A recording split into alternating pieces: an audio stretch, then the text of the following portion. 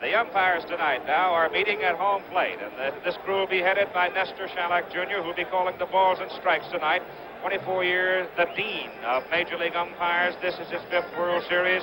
Ed Sudol of the National League will be at third, 21 years of service, number 2 in service.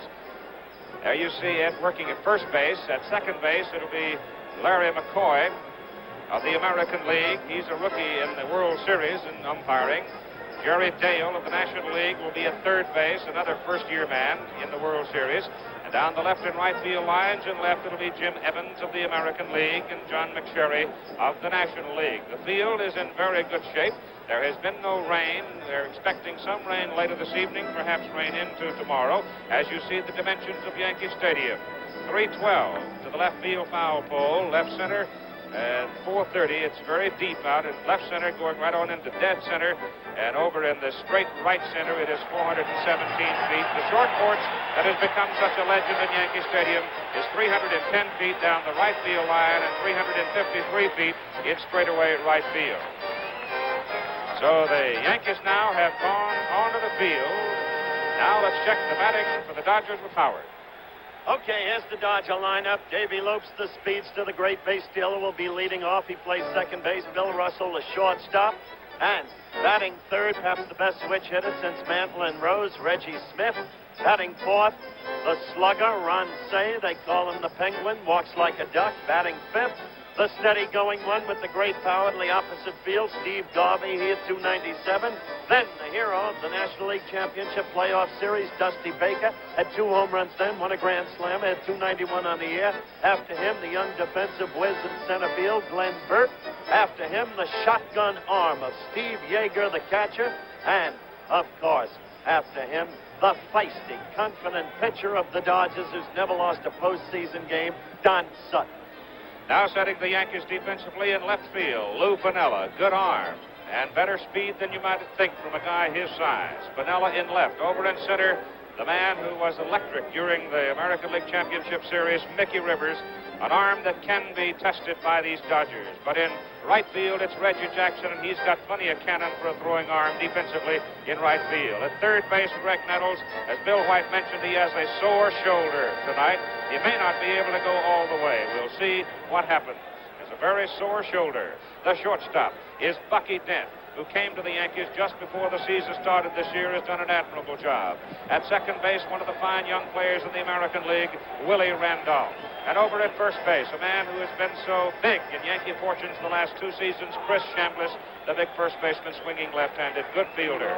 Thurman Munson, the captain of the Yankees, behind the plate. Tends to throw the ball sometimes a little sidearm to second, but he gets it there. And Don Gullet, who opened the playoff series for the Yankees, did not get the ball into the strike zone effectively, left with a sore shoulder, but he has fought back with heat treatments, and now suddenly here he is starting the ball game. And a year ago, he was the starting pitcher for the Cincinnati Reds against the New York Yankees. That's how the tides of fortune have changed so briefly and so recently in baseball. Davy Lopes up there with a 283 average on the season, and the first pitch is high, ball 1. This is the man that Don Gullet must try to keep off the bases, Tom Seaver. Yeah, this is the guy that's the key to beating the Dodgers right here. Davy Lopes is the guy that makes this machine run. He's got good speed. He'll steal second base from you. He'll go to first or third if he gets on. And another thing that a lot of people don't realize, Keith, that he makes Bill Russell a much better hitter when he gets on first base.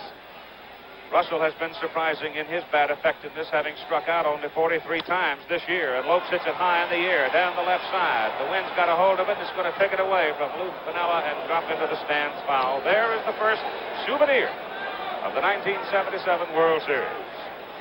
When Gullet started against Kansas City in the American League Championship Playoff Series, he started very quickly, as he did tonight. 2 quick balls, but followed it with 2 more. The shoulder was stiff. According to Dunn, the stiffness is worked out, and he's ready. His principal pitch, perhaps, is the forkball. Tom, describe the action of the forkball and why it's especially effective against righties. Forkball is much like a knuckleball, Howard. Comes up there, and it'll flutter as it comes to home plate, and it will sink. Donnie's base pitch is his fastball. That's his bread and butter pitch. The 2-1 pitch to Davy Lopes is high. It is now 3-1. The book on Don Gullet in his 1 appearance in the playoff series for the American League title. 2 innings, 4 hits, 4 runs, all earned. He walked 2. 3-1 pitch to Lopes, high, ball 4. Davy is on. That's a no-no, Keith, right there. You just can't walk that guy, especially Dave Lowe. I mean, he's in the class with the Lou Brocks and the other guys in the league, the Pete Roses that make things happen for their ball club.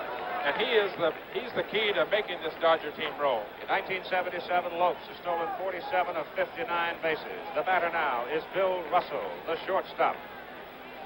Russell hitting behind Lopes, number 2 in the order this year. He batted number 8 last year. He shortened the stroke a little, and he fouls the first pitch away for strike 1. Very first pitch, you see Russell trying to hit that ball in that hole between Willie Randolph and Chris Chandler. There's a hole out there to right field. First law of the game, advance the baseman. Again, the effectiveness of Russell, 634 at-bats, struck out only 43 times. He made contact to protect the speedster on the base. The outfield, Rivers in center, particularly playing him shallow. Lopes on the right side of your screen, the pitch. Hit into the hole, it's gone through. It'll make go to the wall. Russell got all of it. Lopes is coming around third. He's going to score.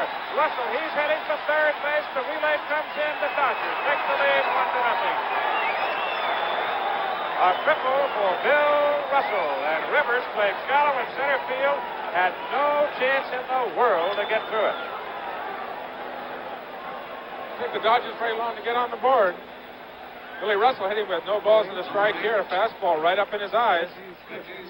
He can't throw him that pitch there. That's going to be in the alley, and that's like the Grand Canyon out there. There's so much room in the alleys in this ballpark. Lopes scored very easily from first base. Reggie Smith now with nobody out, 1 run in, takes high, ball 1, and Billy Russell sitting on third base. Reggie Smith steps out of the batter's box now with a 307 average on the season, and Billy Martin goes to the mound to talk to Don Gullet. He can't afford to let Gullet get hammered around too much. Exactly the point. He had that problem all year long. It seemed that forever the Yankees were fighting back. Russell did find that Grand Canyon, as you said, Tom, and you put your finger on the nub of it. When Gullet comes in high, as he did with that pitch, he is looking for a quick exit. You've got to pitch them low. Nobody knows that better than you. Well, if he wants to throw high, Howard, he's really got to pop the ball. He's got a good enough arm to pop it.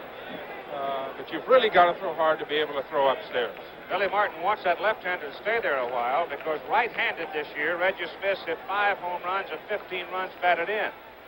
Swing and a miss for a strike. Left-handed, however, he has hit 27 home runs and knocked in 72. So he is much more of a free swinger from the left side and more productive. 1-1 pitch. High and inside. It's 2-1 to Reggie Smith. As Baby Lopes walked to lead the inning for the Los Angeles Dodgers, Billy Russell tripled him home, and Russell now sits at third with nobody out. And Dick Tidrow is already up in the Yankee bullpen. He's the middle or long relief man for the Yankees. High. 3-1. Gullet having all kinds of trouble getting that ball down, looking much as he did in the opening inning against Kansas City. You'll remember he went out in the second. They got 2 in the first off him, 2 in the second. The left-hander from Malone, Kentucky, misses again. Ball 4. He has walked 2 and given up a triple in the top of the first inning. Keith, Billy doesn't need this. He went through a lot of pitching down in Kansas City in the Championship Series playoffs, and he needs this pitcher right now, Don Gullet, to give him a good 6 or 7 strong innings. He can't afford to get in that bullpen in the first or second inning because they're tired. Those pitchers out there need a rest. Number 4 man in the order, Ron Say, third baseman up, had 30 home runs. He hit a grand slam against the Phillies. He hits this one a mile high to left field. Lou Piniella going back. He's going back. He's got room. He makes the catch. Russell tags, and the throw comes in. The Dodgers lead 2-0. Let me say that in most ballparks, that would be a home run to left field. Well, Not in this ballpark. Ronnie Say's pretty happy he drove in a run, but if they hit that ball in Dodger Stadium, they'd be ahead, what would it be, 3-0 right now, or 4-0 right now? 4-0. Steve Garvey, the Dodger first baseman.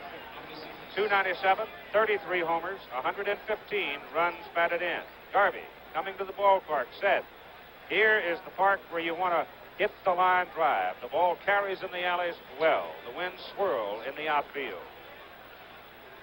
2-0 Dodgers. Top of the first, Reggie Smith on first base. And it's ball one to Steve Garvey and a concerned Billy Martin in the New York dugout. Tom Lasorda at the third base side in the Dodger dugout. If there's a difference between Say and Garvey, it's that Say is almost strictly a pull hitter, where Garvey has tremendous ability to hit to the opposite field and the long ball to the opposite field. High and outside, ball two. Dusty Baker is on deck as Steve Garvey has a look down the third base line at Preston Gomez, the coach there. Jim Gilliam coaches at first.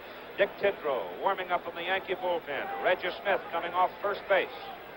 2 runs are in, 1 man out. Garvey checks and takes it. It's 3-0. How do you pitch Garvey, Tom? Is this my trade secrets that I've got to give away? You know, Don Gullet is throwing 94 miles an hour. He's really popping the ball. He's throwing the ball right down the middle of the plate. Like that. You cannot pitch behind. Now, he's been 3-1 here. He was behind Reggie Smith. He was behind Davy Lopes to lead off the game. One of the cardinal rules of pitching is that you cannot pitch behind. These hitters are too good. If you give them that much edge where they're going to sit on that fastball 3-1, it doesn't make any difference how hard you throw it. Smith going. Garvey swings and misses. They got Smith hung up. And down he goes.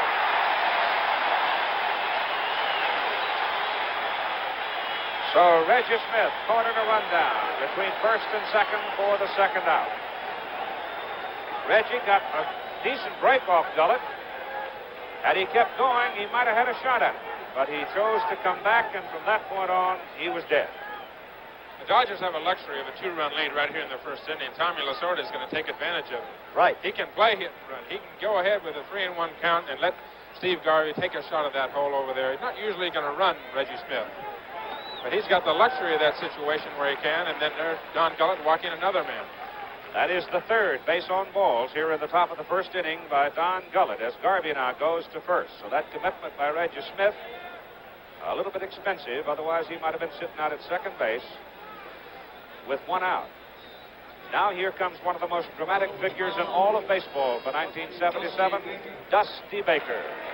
Especially when you think of what he went through a year ago. He had the damaged knee. He was a tremendous disappointment to the Dodgers, who acquired him in a trade from Atlanta. But then knee surgery, and this year the great resurgence, and of course the hitting hero of the playoff series. He also had a grand slam home run. Hits this one hard to the left side. Nettles goes to second the short way to get the lead runner, and the inning is over. But the Los Angeles Dodgers punch through against Don Gullet, and they take the lead at the top of the first inning, 2-0, with the Yankees coming up with those 3 hitters. Mickey Rivers, the man who ignites the Yankees, leading off. He had 326 on the season. Willie Randolph, the all-purpose athlete, at second. He can hit and run, believe me. Thurman Munson, last year's MVP in the American League, batting third, the catcher. Reggie Jackson, the controversial one, in right field, 110 RBIs. Chris Chambliss, the man who won the pennant a year ago with his home run. Then Greg Nettles with the damaged shoulder from the George Brett imbroglio the other day, batting sixth. And after Greg, Lou Piniella with his .330 average, batting seventh. And after Lou, Bucky Dent, the shortstop, and then the very problem mentioned by Bill White, the assumption of pitcher, Don Gullet, because in the American League, all year long, designated hitters. Here's Keith, the play-by-play.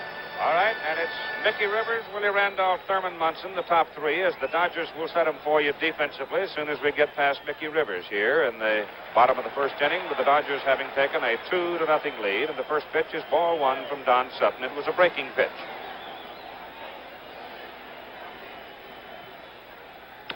Hit on the ground to the second baseman, Davy Lopes, and he throws him out. The Dodgers have Dusty Baker in left, Glenn Burke in center, Reggie Smith in right, Ron Say at third, Bill Russell at short, Davy Lopes in second, Steve Garvey at first, Steve Yeager catching, and Don Sutton doing the pitching. There's the lineup, and you've got 1 out. Willie Randolph, with a .274 average on the season, stands in from the right side looking at Sutton. And he just misses for ball 1. Dick Hauser is the coach at third, and Bobby Cox at first base for New York. On the corner, and Nestor Shylock gives it the big right-handed call. It's 1-1. Don Sutton, who works in broadcasting in the off-season. Low. 2 balls and 1 strike. Don, born in Clio, Alabama, grew up in Pensacola, Florida, now lives in Calabasas, California. He's another hard-headed dude out on that pitching mound. Pulled down to third baseman Ron Say. Ronnie throws him out. 2 down.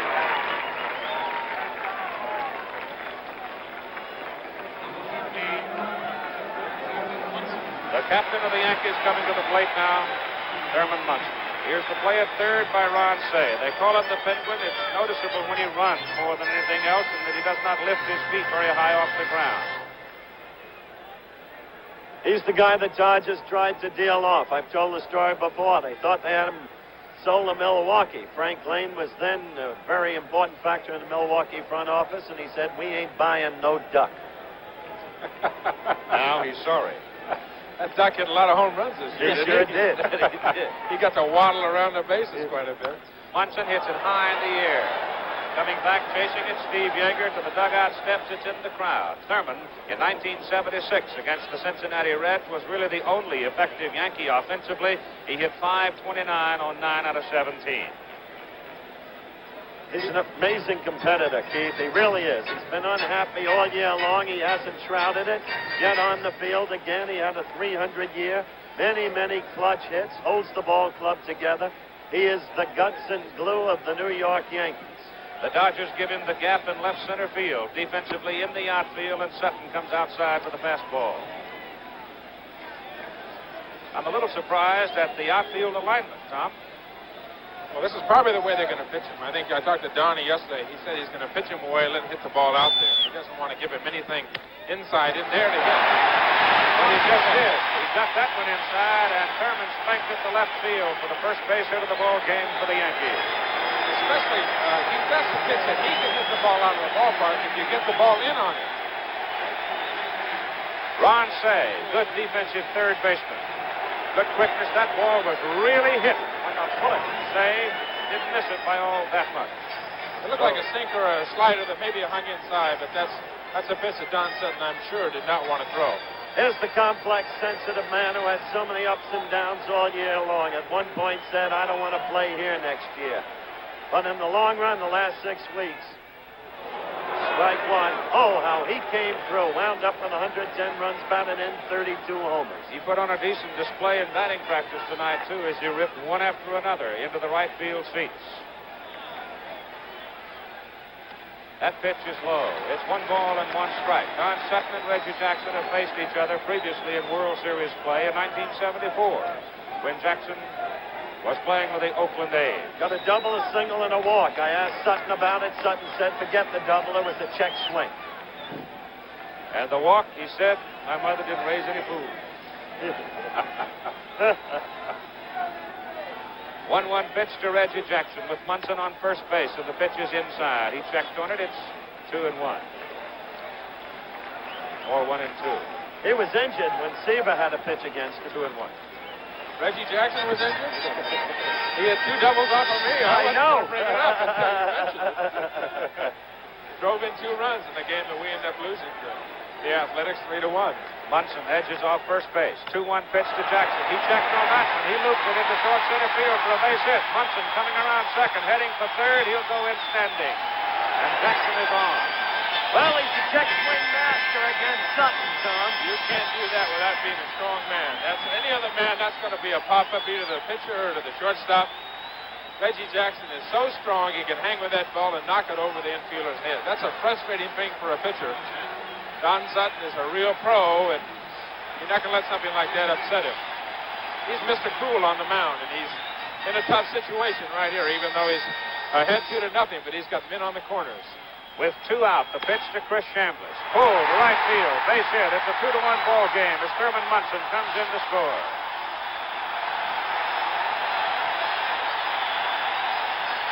So we've got all the excitement you could ask for and all the excitement we expected. The Yankees and Dodgers at it again in the World Series, just the first inning. And Bill White talked about the need for the Yankee left-handers to hit in the pregame show. This is exactly why they didn't hit against Kansas City, but they are hitting so far here. Jackson and Chambliss proving the point. The storyline develops. Greg Nettles at the plate. Yankee third baseman takes a breaking pitch inside. This is a guy that'll knock a fastball out of the county. You cannot feed him a dose of fastballs. He'll knock your head off. Chambliss on first. Jackson at second. 2-1. Dodgers lead. Yankees striking back here in the bottom of the first against Don Sutton. Inside, breaking pitch. And it's 2 balls and no strikes to Nettles. You don't want to do that to Greg Nettles. A dead fastball hitter, and he can hit it out of the county, Keith, because I played with him before. I played with him up in Alaska. There's Lasorda on your picture tube. Don Sutton, not as overpowering with the fastball as he might have been at one time. Spot pitcher, he's now gone to 3-0 to Greg Nettles. Lou Piniella is on deck should Nettles get aboard.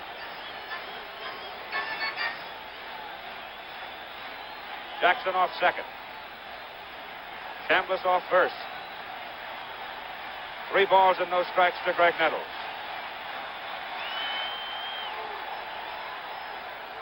Strike. So the cripple was in. It's 3-1. Funny, Keith, I can't see any problem with Don out there. He's gotten behind Greg Nettles, which he hasn't wanted to do. He looks like he's throwing very well. It's very difficult for me to tell up here. This is as far as I get away from a pitcher's mound, and it's very difficult for me to tell this far away. But he looks like he's all right to me. We had him on the Judd's gun, Tom Seaver, at 88 miles an hour, so he is fast enough. Swing and a foul off Steve Yeager. Don Sutton is not an overpowering pitcher. He's not a guy that's going to throw 98 miles an hour or 94 miles an hour, but you're going to have to hit it a fastball, a good changeup, a curveball, and a good slider, and he can get any one of them over at any time. And is a nibbler. Yes, exactly outstanding right. control. Excellent control, and he usually does not pitch behind. Dodger bullpen has not moved. 3-2 pitch coming to Nettles as Jackson and Chambliss edge off. They're running. Pitch is bounced to Bill Russell at shortstop. He goes to first baseman Steve Garvey, and the inning is over. But the New York Yankees strike back in the bottom of the first inning after 1 complete inning of play in Yankee Stadium in the opening game of the 1977 World Series. Los Angeles 2, New York 1. Yankee Stadium from high in the sky, not quite as symmetrical down on the field as it might appear from that distance, and it's full of folks. Oh, is it ever? For the Dodgers, Glenn Burke, Steve Yeager, and the pitcher Don Sutton. Glenn Burke playing center field tonight. Recall from Albuquerque in 1977, June 3rd, replacing Al Downing on the roster. Signed a contract, his first World Series appearance. He takes the first pitch in the World Series from Don Gullet for ball 1. 2-1, the Dodgers lead the Yankees as we go to the top of the second inning.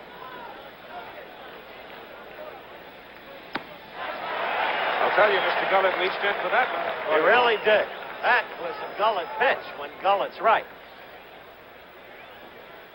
93 miles an hour on the Judd's gun. He has the quickness. It's a matter of getting it where he wants it, and it's 2 balls and 1 strike as it came inside there. When you look back on the inning pitch by Sutton, Tom, he had some tough breaks. The check swing single, the Chambliss ground ball with eyes.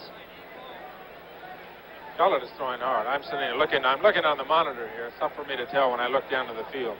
That pitch went right by Burke. That one went right by Burke. He is really bringing it up there, isn't he? He got up to 95 miles an hour on that pitch.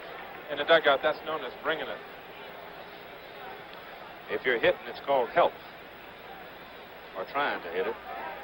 Got him. Powder River, fastball, right in there. He looks exactly the same as he did when he was pitching for Cincinnati. Good hard thrower right over the top. First strikeout in the ball game. Here is the Dodger catcher, Steve Yeager. That made Billy Martin happy, I want to tell you. I would think. He is really throwing out there. This is a beautiful night for a pitcher. I mean, it's about 60 degrees. It's a good night for hitters, too. But this is a refreshing kind of temperature to pitch in. You don't get sapped because of the real hot weather and humid weather. And it's not cold enough where you're going to stiffen up. Gullet comes high on his first pitch to Steve Yeager. They're going to start calling old Steve scrap iron one of these days. He has survived 2 severe injuries and a near mortal collision from Dave Parker of the Pittsburgh Pirates this year. Foul back here. New ball goes to the mound. This program, an exclusive presentation of ABC Sports. Let's pause 5 seconds to allow our local stations to identify themselves.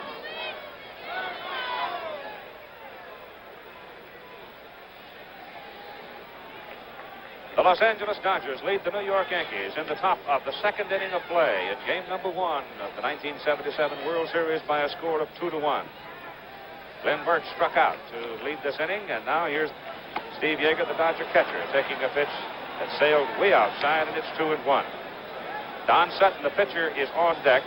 No DH in this World Series. No designated hitter. It goes on an alternating basis. They used the designated hitter last year. This year, the pitchers will hit.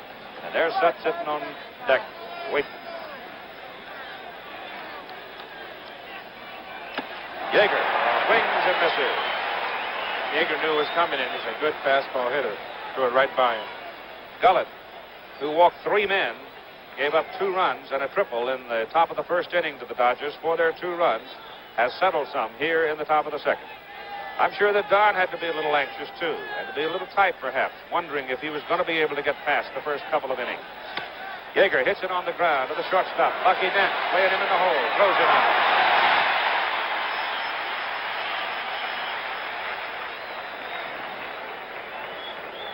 Bucky Dent, who came over from Cleveland, moving into the hole at shortstop, had plenty of time to get the Dodger catcher. Made a good play out of it. Here is Don Sutton.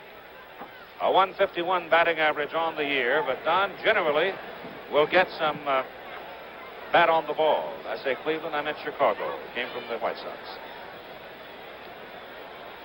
There have been times when Sutton has helped himself tremendously in baseball games. Of course, right now, the bases are clean with Sutton up there, but time and again, I've seen him walk up there and just stick it out there and pop it. You're right. He can hit on occasion. So can Tommy John, like Tom Seaver in our booth. Swing and a miss. It's 1-1 to the Dodger pitcher. First time Tom came back to Shea Stadium this year is going against his old friend Jerry Koosman. And he knocked in the first run of the ball game. Shot one down the right center alley. Koosman drooped. Back 2. A sped with the second base with a double. And 3 home runs this year, Howard. I've got to get that on you. I had 3 home runs now.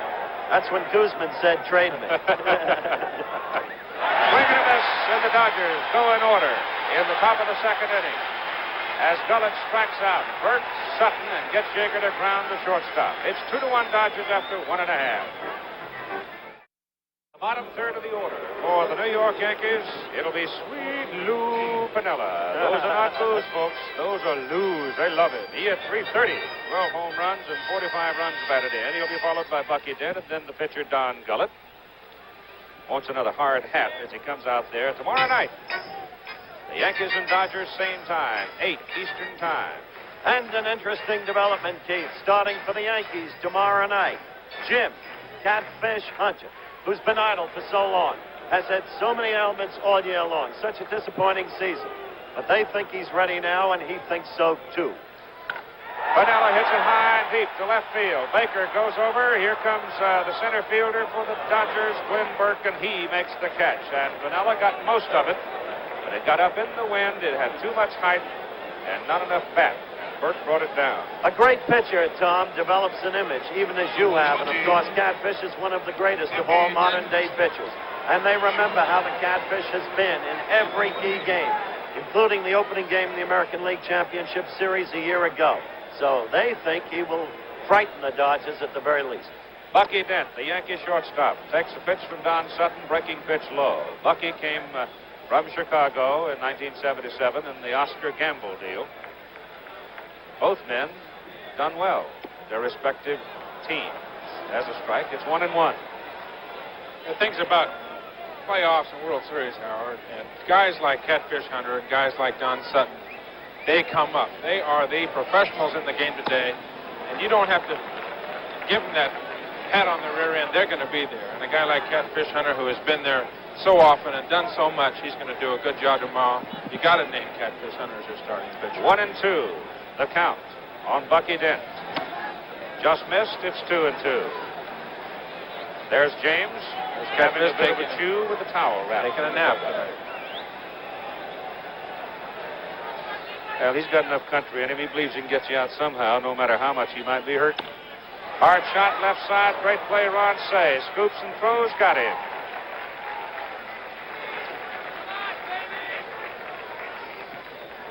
Watch the Cougar over at third as he makes the play.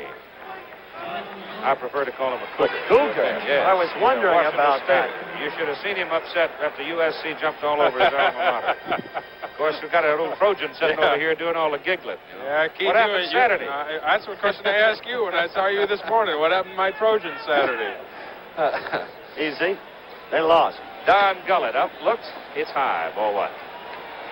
Top of the order is on deck and Mickey Rivers with 2 out and nobody on. A 2-1 ball game, Dodgers lead. We are now in the bottom of the second. Swing and a miss. Well, that's a little better swing than he used to have. Gullet is, there's Mickey Rivers, leadoff hitter on deck. Gullet is a good athlete, and he was a good hitter for the Cincinnati Reds. He was a good all-around athlete. And even though he hasn't hit all year, he's going to do a decent job.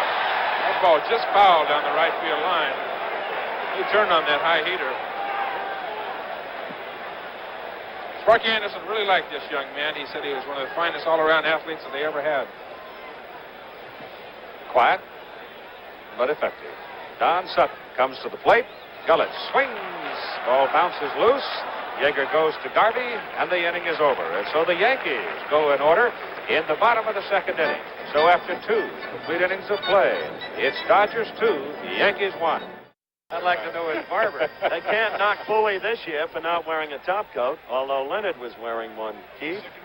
Top coat's not needed tonight. Beautiful night. Don't need him tonight. Top of the order for the Dodgers now is go to inning number 3, Davy Lopes, Bill Russell, and Reggie Smith. Davy Lopes, who walked to lead and scored one of the 2 Dodger runs. Rhode Island is home. And Davy takes. Ball, strike 1. Providence, Rhode Island, now lives down in Culver City, California. We had good shots of both pitches just before the game started. Outside. And it seemed to me, as an onlooker, that the nervousness in Gullet was registered in the face, in contrast to Sutton. What's your view, Tom? Looked like it, a base in the high fastball. Couldn't quite get the fastball. He couldn't get his arm through it. He is definitely settling down now. He's throwing awfully well. Count is 1 ball and 2 strikes to Davy Lopes. Well, he had to be concerned. My goodness, after struggling for so much, being hurt all season, and having this opportunity. Well, there's no player on the field, Keith, that's not nervous. And he just caught Davy Lopes looking with a fastball thrown right home, right down the heart of the plate. That's the important point to make, I think, Tom, that they're all nervous because they're all humans. At the start of the game, everybody in that field is nervous. The only person that might not be nervous would be Catfish Hunter. I've never seen him get nervous on a baseball field. But everybody, all those kids out there have got to be nervous. They're not kids, all those professionals. It's in your blood. You work so long, you work all summer, you start in April, and here it is, World Series time. And there's just no way not to be nervous. Gullet has now fanned 3 of the last 4 batters he's faced since his trouble in the top of the first inning. With all fastballs. A 1 ball, no strike pitch to Billy Russell, who had a triple his first time up and a run batted in. Yogi Berra in the Yankee dugout. There's another guy that have a little trouble getting nervous. Yeah. There, he just saw the camera. Now he's nervous. He still grins every time he sees Don Newcomb. Thinks of coming back. Yeah. Russell pops it high in the air, foul out of play, and it's 2-1 on the Dodger shortstop. Let me tell you, if Big Newt came back, Yogi would. As the meticulous little southpaw's personality has infected this whole Dodger team, given them the spirited leadership that led them to that huge pennant victory over the Cincinnati Reds, who going into the season seemed invincible. He is an outright cheerleader. That's right. There isn't a thing wrong with having a few of them around the game of baseball. I'll tell you one thing, don't think that he doesn't love it here. He loves being on stage, and he loves center stage, and that's exactly where Tom Lasorda is, right here in front of 55-some-odd thousand people. Millions watching on TV, and he loves every moment of it. The appeal to the umpire down the first base line, and he says no. That's my friend Ed Sudol, umpiring at first base tonight. One of the senior umpires in the National League. 21 years of service. 2-2. Russell hits it out into right center field. Mickey Rivers over for it. Got it. 2 down.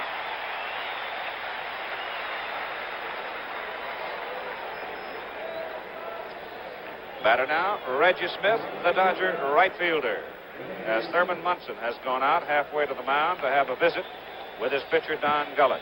The interesting thing about this Dodger team this year, Tom, has been the fact that they have not been as defensively proficient as usual. They're probably the best school team in baseball, and fundamentals always have been, dating back to Mr. Rickey. Dodgers have always been a great organization in that sense, Howard. They Right. really stress fundamentals, and if there are times, I think it might be more of a mental lapse than anything else, because physically they can do the job, but defensively they have fallen apart at times. Especially in the playoff series. Reggie Smith walked his first time, caught in a run down between first and second. Gullet comes inside with the blazer, and Smith gets out in a hurry. This is the second World Series for Reggie Smith. He played with the Boston Red Sox in 1967 when he hit .250. But you go to Vero Beach and watch the Dodgers train. Boy, do they work the cutoff, the pickoff, the hit and run. Every aspect of baseball, every nuance. They work it to a nicety. Hard shot left field. That's in front of Lou Piniella for a base hit. And so Reggie Smith is aboard with Ron Cey coming up. One of the interesting things, as you know, Keith, about this Dodger team, a disciple of Mr. Rickey's, is the general manager, Al Campanis. Tommy, I don't know if you know this, but Campanis has all of Mr. Rickey's speeches on cartridges. And twice a year he brings in Tommy Lasorda to listen to them, and other members of the Dodgers team, too. Well, this is the finest organization for fundamentals, and it doesn't make a difference how good your players are. If you don't do the fundamentals correctly, you're not going to win, and I think the Cincinnati Reds proved that to themselves this year. Bucky Anderson has already told me that the spring training rolls around for his club in 1978. Right back to the basics of the game of baseball, rundowns and cutoffs, and the very basic fundamentals of baseball. Ron Cey with a sacrifice fly. First time up, looks, it's high and away with Reggie Smith on first base, and Smith can run. And the fundamentals for Sparky Anderson, Keith, were telling Tom, you'll get 38 starts at least next year. That's what I've been told. All right, watch Reggie come off first base. Caught the first time he tried to move it. Ron Cey hits it a mile high on the left side. It's hanging up there, and it now goes back into the crowd. And you got folks risking $500 suits for a $5 baseball.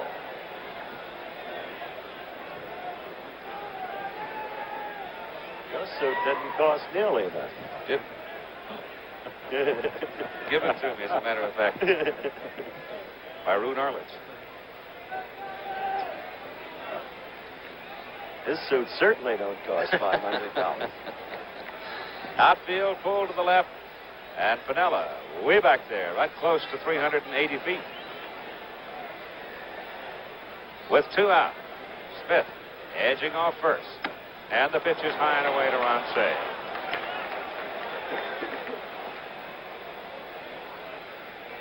In the outfield alignment, Piniella well around to the left. Rivers pretty much straight away in center. Jackson straight away in right. Say's going to hit it out. He's going to have to pull it a little bit. He can take it to dead center, but remember, it's 430 up the alley in left center here at Yankee Stadium. Count now 3-1. I'm sitting there shaking my head, Keith. You don't win pitching to Steve Garvey and Reggie Smith and Ron Cey, 3-1 and 2-1. You just can't give him the chance. This guy is real strong.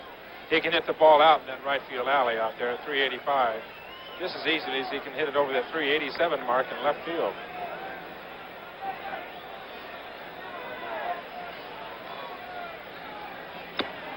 He took him outside and he lost him. So Ron Cey walks to first base. Reggie Smith goes down to second base. And here comes Steve Garvey walking to the plate with 2 out and 2 on. Probably nobody the Dodgers would rather have up. 2 men out, nobody on. Smith singling, then the walk. How to begin to dig a grave, perhaps. You're digging your own hole, Harold. That's the 4th walk yielded by Don Gullet. in the ball game. He walked 3 in the top of the first inning, and the Dodgers jumped on him for 2 runs. The Dodgers lead 2-1, and they're batting here in the top of the 3rd. The pitch to Garvey. High and tight.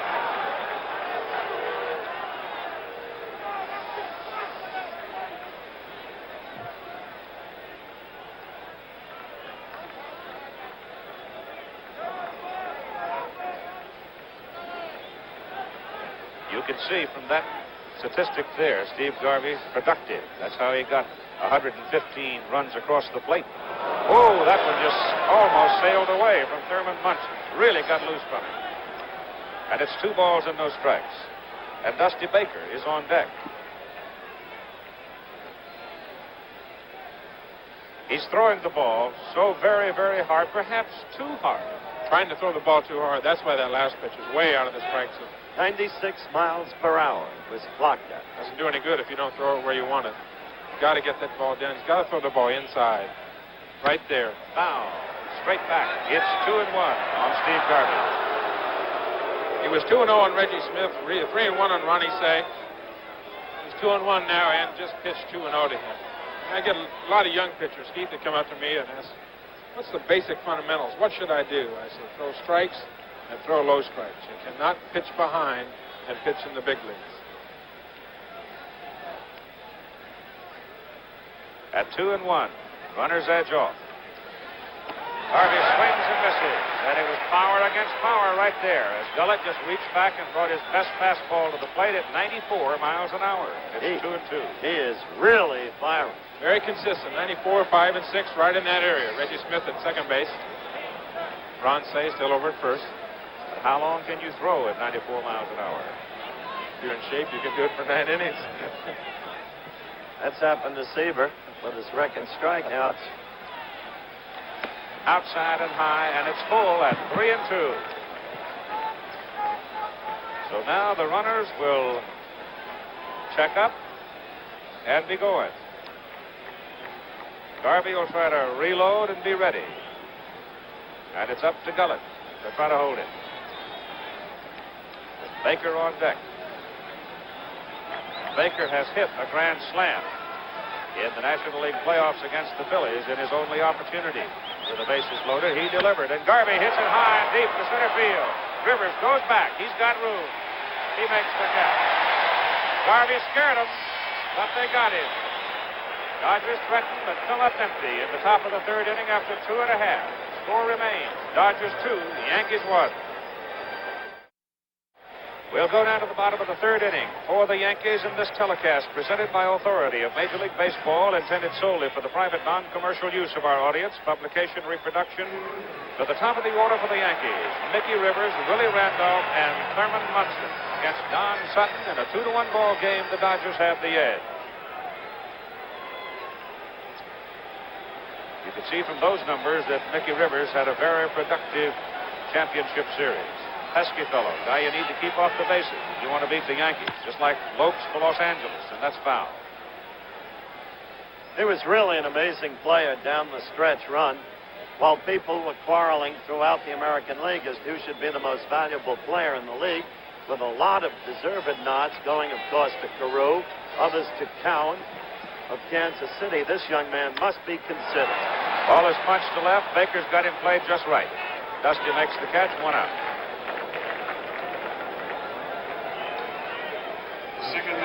So, Don Sutton has to breathe a sigh of relief not to have the speedster on first base, and here comes Willie Randolph to the plate, who grounded out for Ron Say in his first time up back in the 1st inning. Willie's 2nd series, and he takes a strike.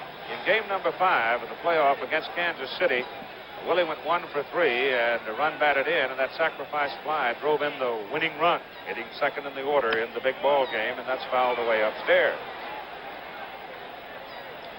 The thing about Randolph, Tom, is that he's a great athlete. He can hit, run, field, and throw. He has the habit of not spiking a rally, which is just what Keith was saying, in effect, when he brought attention to the fact he knocked in the winning run. 2-strike count on Randolph, and it's low.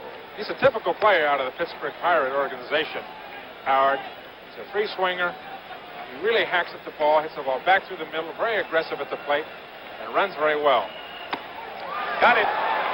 Sutton caught him looking, let her high. Second strikeout for Don Sutton. Sutton seems to settle down here a little bit. Really has. He's retired 6 in a row. Seems in command. Good control. Getting the ball where he wants to get it now. He got down the lower end of the lineup in the bottom half of inning number 2 and got 3 easy outs there. And that, I think that settled him down quite a bit. He developed confidence when we assigned him to the Little League World Series. Threw hitless ball against the youngsters. Yeah, he caught that helicopter and ran to a charter and flew home, and the next day won a ball game. That's right. Thurman Munson up for the Yankees with the bases empty and 2 out, and Sutton curves him outside.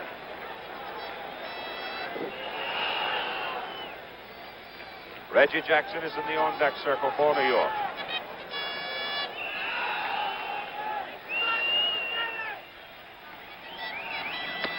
There's a strike. It's 1-1. There's Reggie chewing on his seeds and waiting. This is pitcher's delight right here, Keith. Thurman Munson up, 2 outs and nobody on base. That's when you want to face this kind of hitter. That's right. Foul out of play. Sutton has the edge at 1-2. He's the kind of hitter that is much tougher. You put a man down there at second base, or a fellow over there on third base with 1 out, he can hit a sacrifice fly. He's extremely tough in those situations. Much better hitter in that spot. Knocked in an even 100 runs in 1977.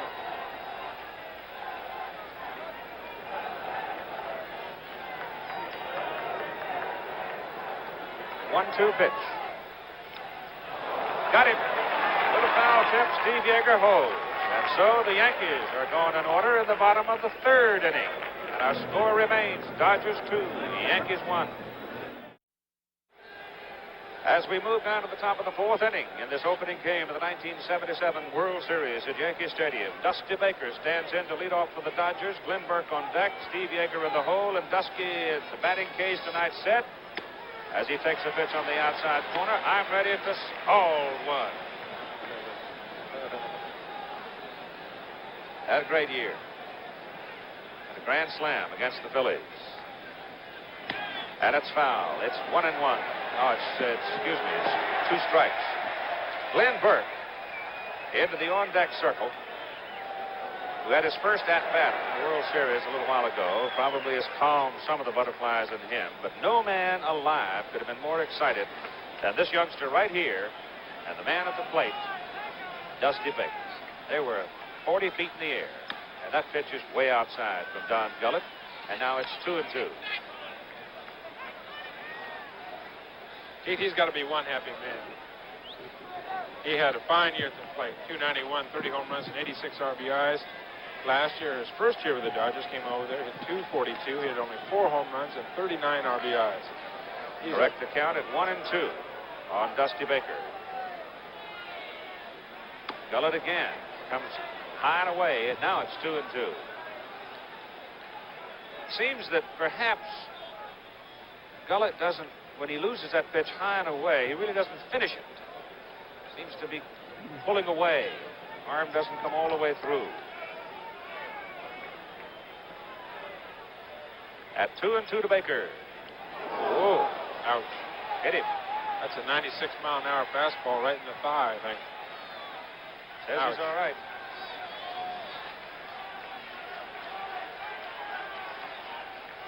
Another look at it. Wow, right in the rib cage. Yeah. As a glancing blow as Dusty was pulling away, otherwise he might really have been hurt by it. I think Baker reflects this whole Dodger team this year. Give them an inch, they'll take a mile. They find a way to beat you. Never more reflected than in that game last Friday against the Phils when they seemed hopelessly beaten. 1 strike to go on Manny Mota. Instead, the Dodgers wrested the victory. Never mind the Philadelphia mistakes. Somehow the Dodgers forced them and take advantage of them. Now the youngster, Glenn Burke, who struck out swinging back in the 2nd inning. Swings and misses again.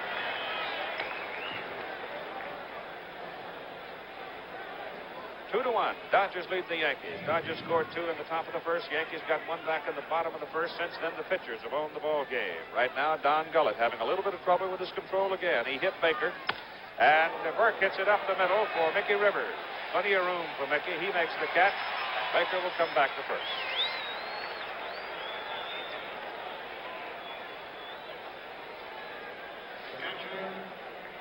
As we pan out to center field, you'll see part of the history and tradition of this magnificent ballpark. The monuments. Lou Gehrig, Commerce High School, the Bronx, New York Yankees, Old Iron Horse, Miller Huggins, the indomitable little manager who had his fracases with that man, the Babe, George Herman Root. At the plate, Steve Yeager. With 1 out, Dusty Baker on first base for the Dodgers. Yeager hits it on the ground toward Willie Randolph. It's a slow number. Yeager's quicker than you might think for a catcher, but good play by Willie Randolph as Dusty Baker moves to second. You see a fine defensive play there by Willie Randolph. Done a fine job for the Yankees all year long, so I'm told. We'll see it in the replay. I don't see these guys during the year. But he makes a fine play. That's the kind of play that you've got to make if you're going to win the American League pennant, even with a runner running right in front of him. A good flip to Chambliss and got him by a step and a half. Nicely done, Tom, because the vision wasn't bad by the runner. Now you've got 2 out. You've got Don Sutton, the pitcher, up with Dusty Baker at second base. And Sutton lays it down. Gullet's got to field it. He flips it underhanded, and it's just in time. Well, they'll try almost anything to beat you. Don Sutton, the pitcher, almost beats out a bunt, but doesn't work, and the score remains 2-1 Dodgers.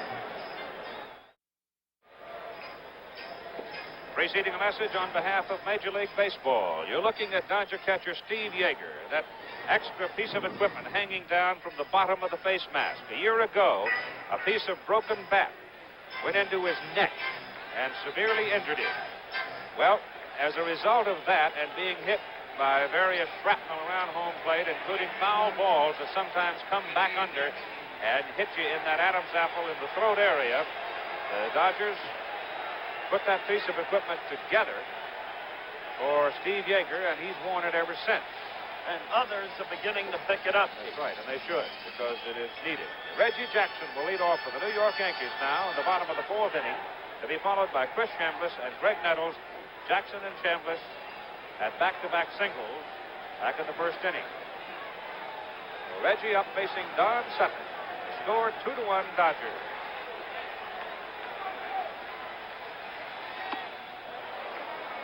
Strike 1. That single that Jackson had off the thumbs, checked swing, and it still looped over Russell's head into short center field. Low. 1-1.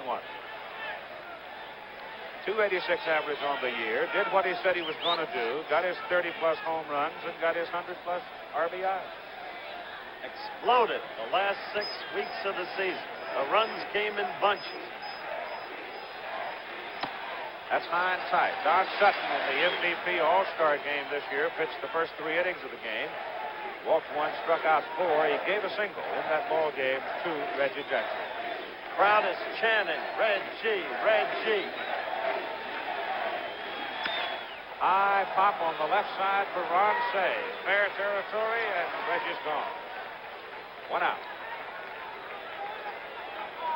However, Reggie is not beguiled by the current approving roars of the crowd. He has heard other kinds of roars.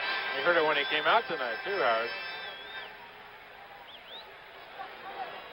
Sutton has jammed that man twice tonight. He's pitched him soft stuff away and hard stuff in.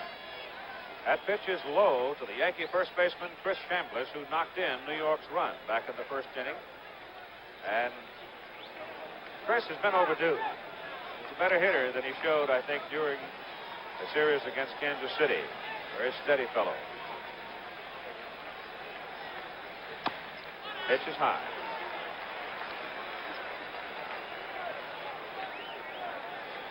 There you go, 1 for 17 against the Royals. Wasn't the same hitter that he was a year ago against the Royals. There's a strike. 2 balls and 1 strike now with 1 out and nobody on for the Yankees in the bottom of the 4th inning. The Dodgers leading 2-1. Matter of fact, Keith, Chris will be the first to tell you he didn't think he had a good year. Yeah, that's right. High fly ball out into short center. Davy Lopes circles back to make the play. No way that Glenn Burke's going to get to that ball. He had gone very deep in right center for Chambliss, and Lopes, a long way to go, ran it down. And here's Nettles with the damaged shoulder. Doubt at the outset as to whether or not he'd start. Let's take a close look at Greg and see if that shoulder is bothering his swing, in your opinion, Tom. I talked to Greg yesterday. It was either in the collision that he had in the championship series or when he was throwing a punch at George Brett that somebody grabbed his arm. He doesn't quite know how he did hurt his shoulder. I never saw a ball player could fight. It's outside in a way. Once there was one who thought he was a professional fighter, Don Hope. And over at Ebbets Field, he challenged Clem Levine. They fought under the stands, and Hope got knocked out for the 3rd time. Ball is pulled over to Steve Garvey. Sutton comes in to cover it, and out Don Sutton has retired 10 Yankees in a row. And after 4 innings of play, here in this opening game of the World Series, the Dodgers lead the Yankees 2-1. Now we go to the Dodgers, top of the order. Davy Lopes, Bill Russell, and Reggie Smith. Davy Lopes in the ball game has walked and scored and struck out looking. There's a pitch on the inside corner. That's the pitch Mr. Seaver likes, Keith. That's the pitch he likes to throw. Tight, knee high, inside corner. It warms my heart to see a pitcher get that ball up there about 94 or 95 miles an hour, right down about knee level. What a pity you can't do it more often. Fouled. At that time, it's fouled off Nestor Shylock, the umpire, and Nestor wobbled around a little on that one, didn't he? Said he'd quit eating supper, been going to bed hungry, and he looks lean and hard, and he's been around for 24 years. Well, I don't know how Jim Dell at third base feels. He flew the red-eye back from L.A. Sunday night with me. We had a mechanical, got off 3 hours late, and he staggered off the plane at 10 o'clock Monday morning. Oh, mercy. Lopes fouls it off, goes down in the Yankee dugout. Bill Russell is waiting on deck, the Dodger shortstop. Number 2 behind a guy who likes to run like Davy Lopes, the toughest bat position you can possibly have. Russell has handled it well. 1-2 now, the count on Davy Lopes.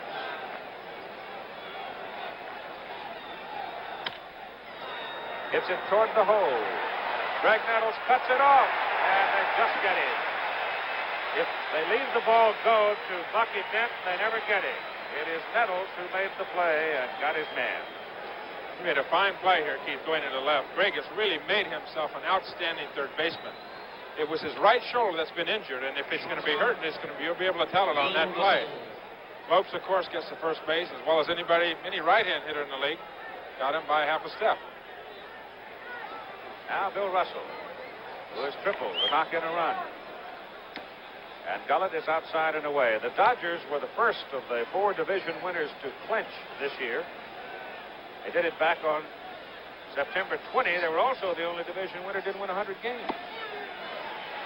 But they're also the only team among the 4 division winners that came out of the starting gate like a runaway horse this year. They really did. They had a spectacular first half of the season. That's when they clinched the pennant. 2-1 now to Billy Russell. Not even Tom, despite his 21-6 year, can get the Reds back into the thick of things. 22-4 they were at the start of the season. That's an outstanding start. It's going to be difficult for anybody to catch a team that gets out of the blocks like that. Russell hits it hard down the left field line. Piniella going back to the track, and he's got it.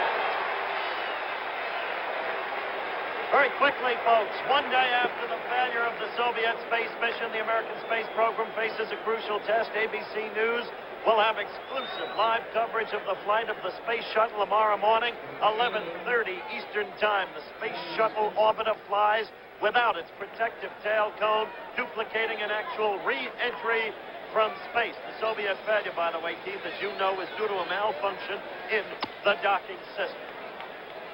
Batter up now is Reggie Smith for the Dodgers with a walk and a single.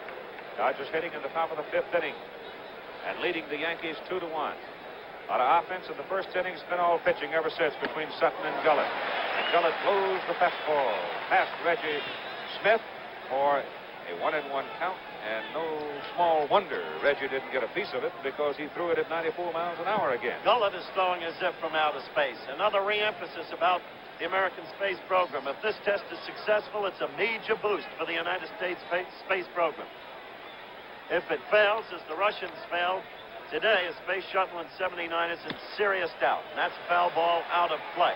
Remember, 11:30 to noon tomorrow, an ABC News special. Don Gullet rubbing on a new baseball now with a count of 1-2 on Reggie Smith. Don's a country boy, grew up farm down near Lynn, Kentucky. He did the usual work around the farm. In between, he went out and played all the sports he could, including striking out 20 out of 21 one day in a baseball game. So country boys have a habit of coming up raw-boned and strong, and he's now got a count of 2-2. He's not finessing either. I mean, there's Billy Martin in the Yankee dugout. He's just flat throwing his fastball up there. His curveballs, he's not getting his curveball over, and he's really not getting an off-speed pitch over. It's just fastballs. That's just a low fastball in the dirt. Full count now, 3 balls and 2 strikes. Reggie Smith, as you look at Don Gullet laboring out there. Smith hit him for a single last time up, walked the previous time. And as I noted at the very top of the telecast, Reggie Smith, on the record, could probably be considered the 3rd best switch hitter in baseball history behind only Mantle and Rose. Still, he's had an in-and-out career. He was unhappy in Boston for a wide variety of reasons.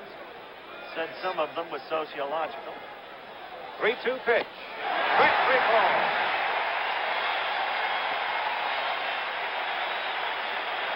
So Don Gullet's blazing fastball gets Smith looking, and the score remains 2-1 at the halfway point. We go down to the bottom of the 5th inning with a score 2-1, and you can see the Dodgers have had only 2 hits. The Yankees have had 3 hits off Don Sutton. And Don Gullet, after that rocky first inning, has really settled down. But then so has Sutton, because he has retired 10 in a row. And he's going to be pitching now to the bottom 3rd of the order for New York. Lou Piniella, Bucky Dent, and Don Gullet. And the cries of Lou infect the stadium.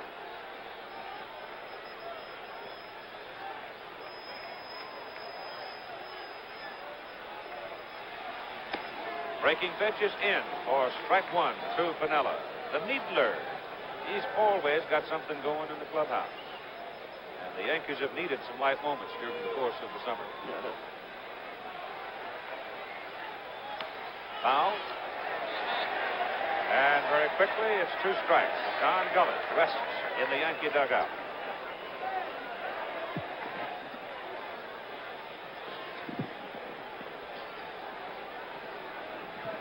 Sutton ahead, 0-2 to Piniella. Outfield straight away for it. And Don comes outside. There's the real scrap iron, Keith, right there. This demonstrates. That's what catchers do in the dugout when they're not hitting. They rest. You never won a beauty contest, I tell you that. He's a good one. Piniella now comes away from the plate. Sutton takes time. Again, the umpires, Nestor Shylock behind the plate, Ed Sudol at first, Larry McCoy second, Jerry Dale at 3rd. Down the line and left is Jim Evans and John McSherry down the line and right. Fans starting to make a little noise now, trying to pump up the Yankees. As Sutton delivers to Piniella, he hits a shot. Foul ball.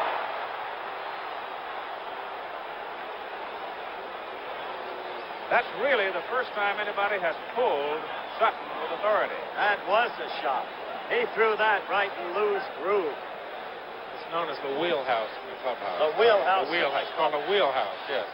Which I mean, if you're going to do this, get the right terminology. Which clubhouse was that, though? Did you clear that? The what? with your former clubhouse? No, that's the contemporary clubhouse. And with the press? It's nice when that's nice when it goes foul.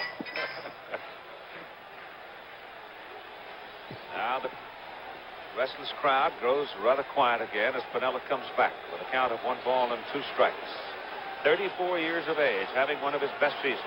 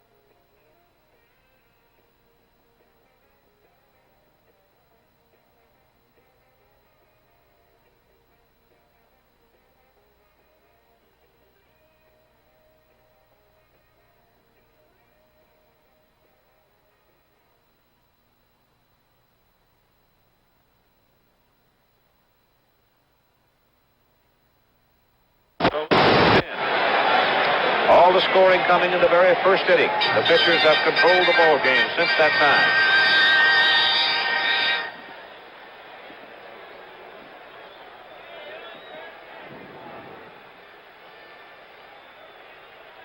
Talking about rain late tonight and tomorrow morning. Expected to be clear for tomorrow night, though a bit cooler. Second game of the 1977 World Series. Piniella swings and misses and strikes out.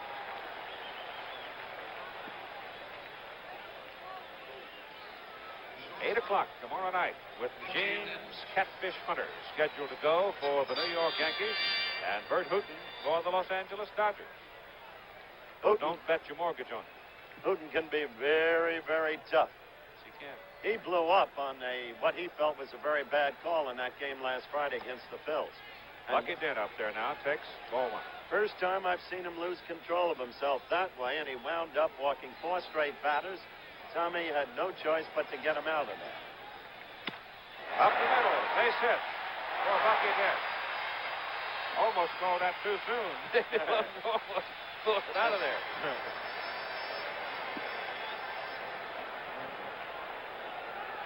That is the 4th base hit in the ball game for the Yankees, and watch here how close Davy Lopes comes to climbing up and pulling it down.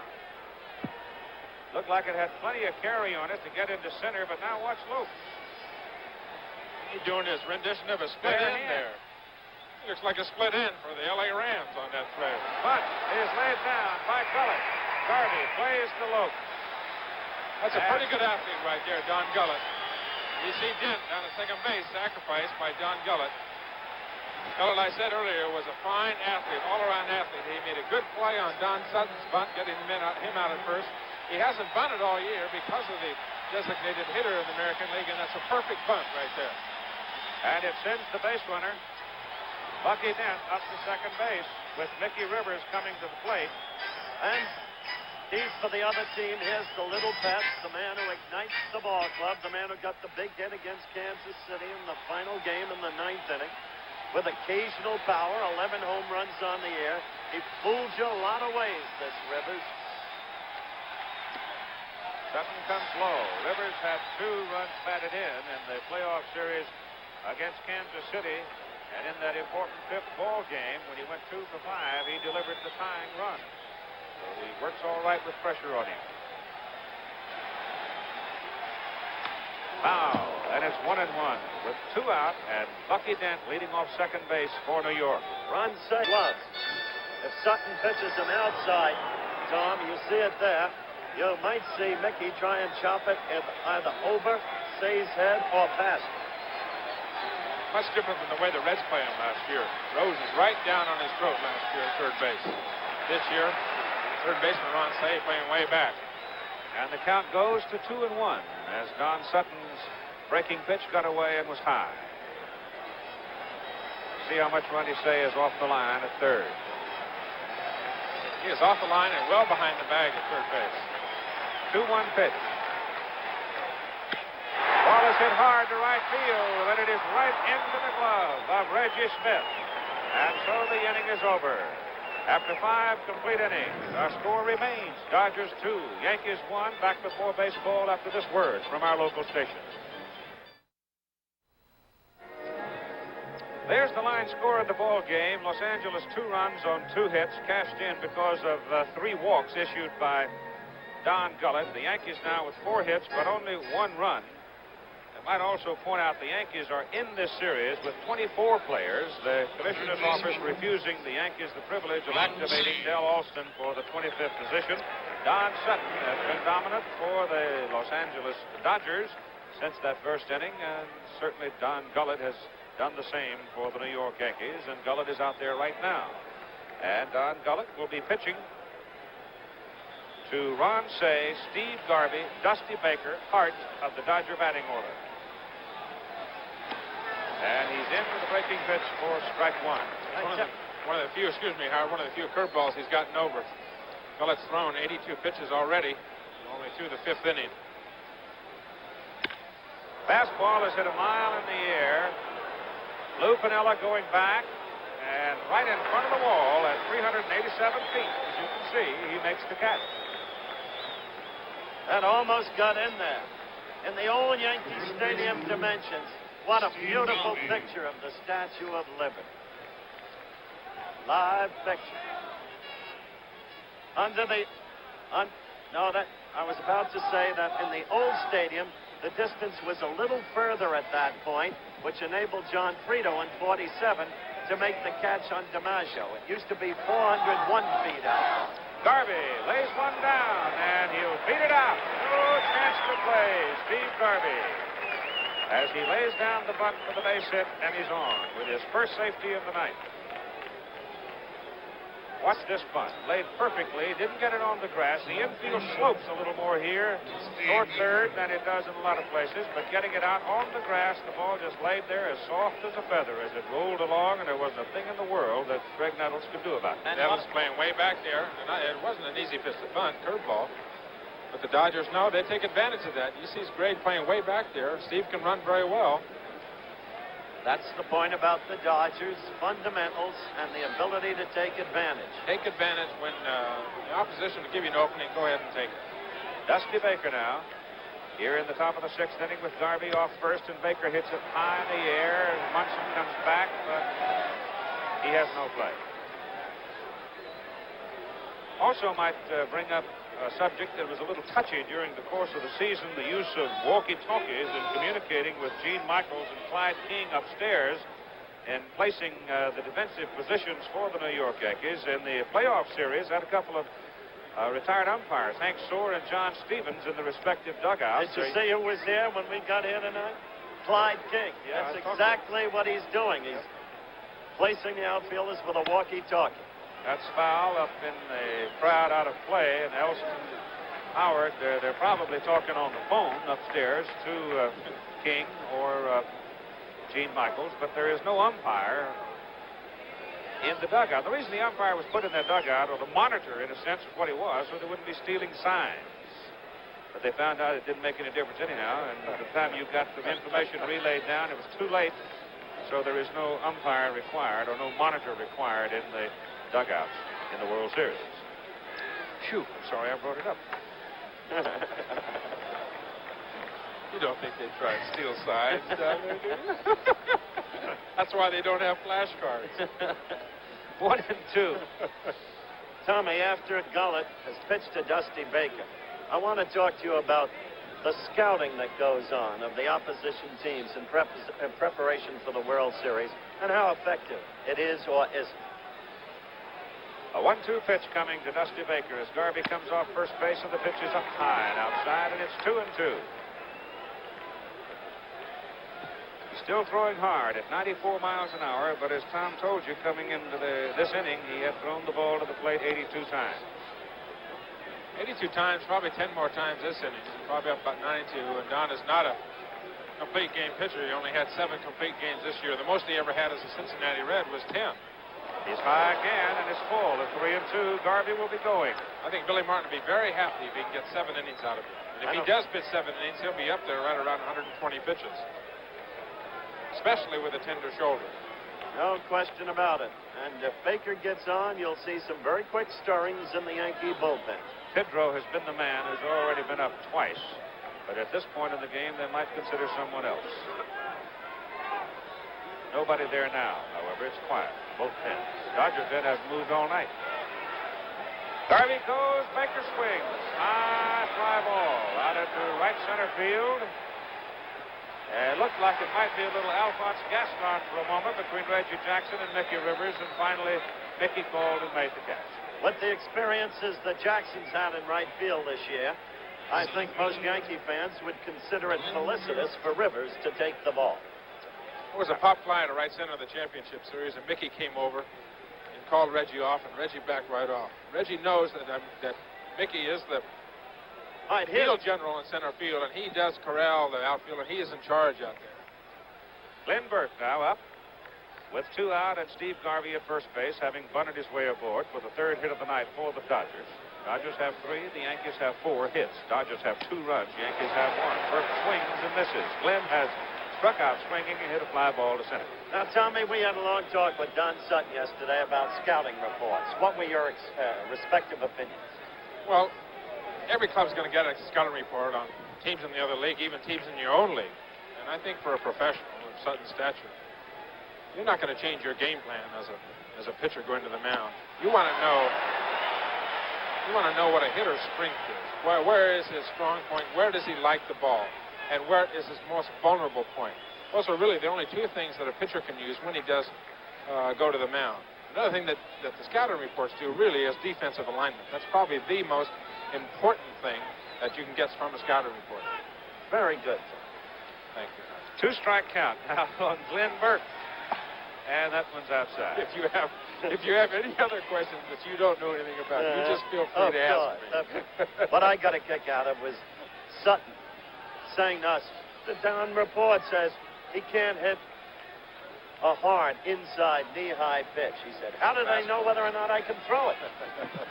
Who can do it? That's right. Burke hits it foul, out of play. Sutton's comments was a good hard fastball inside, followed up with a curve just off the plate down and away at the knees. They haven't invented anybody hits those pitches yet. Burke the batter, 2 out. Garvey at first base. Dodgers leading 2-1.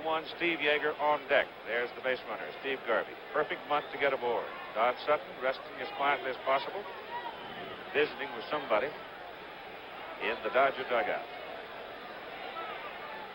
These 2 pitchers really took this ball game to the throat after that first inning. Not much has happened. Garvey goes, and the ball is punched to the right side, and it goes into right field for a base hit. And Garvey goes on around second, goes into third. He's coming to the plate. Here's the throw. It is out in time. Close play, and that'll get some conversation out of the Dodger dugout, I'll guarantee you. Good aggressive play there, Keith. The umpire was out of position in my estimation. He was up the line instead of waiting at home plate. Now you watch as Garvey comes in, he gets the go from Preston Gomez. Going in, you'll see the umpire getting back to home plate yet still trying to make the call. Look at the umpire, he's up the line. What's he doing up there? Here he comes. He's not even in the picture. Where is he? That's telling it like it is. So it is still 2-1. Here we go now to the bottom of the 6th inning. Willie Randolph, Thurman Munson, and Reggie Jackson. We're going to show you that play again at home plate. One more look at it now as the throw comes in from Mickey Rivers, and from that angle it looks like Garvey was on the plate. It sure did.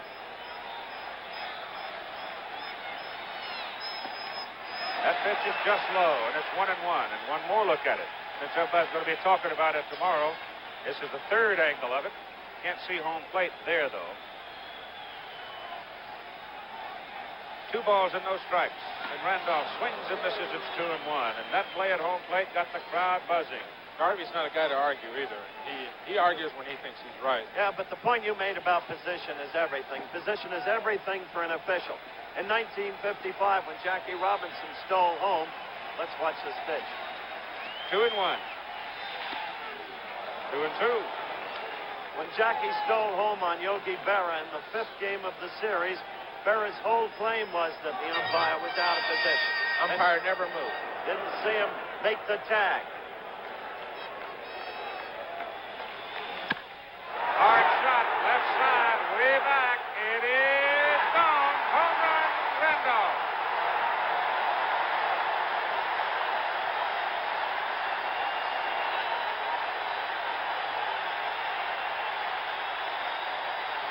The score is tied at 2-2.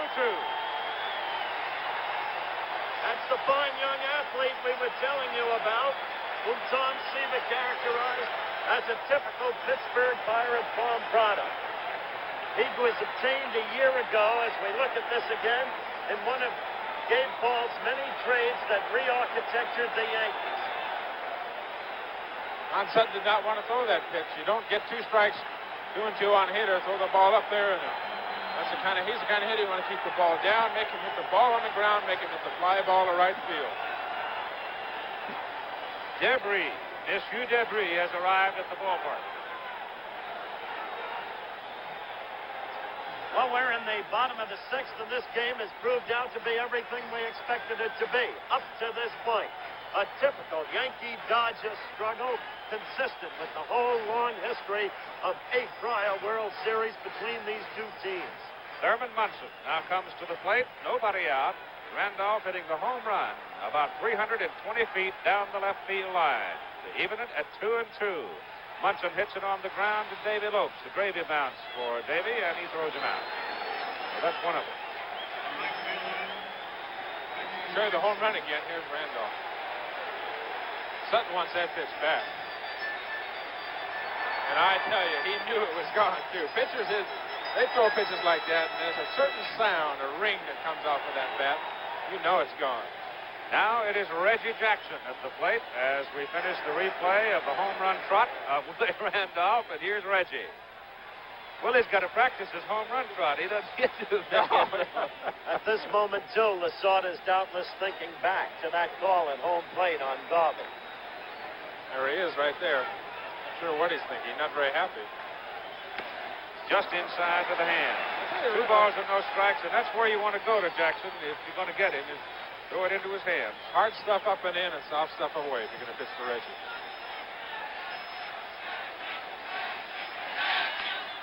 Foul. Off stuff away. That's a changeup.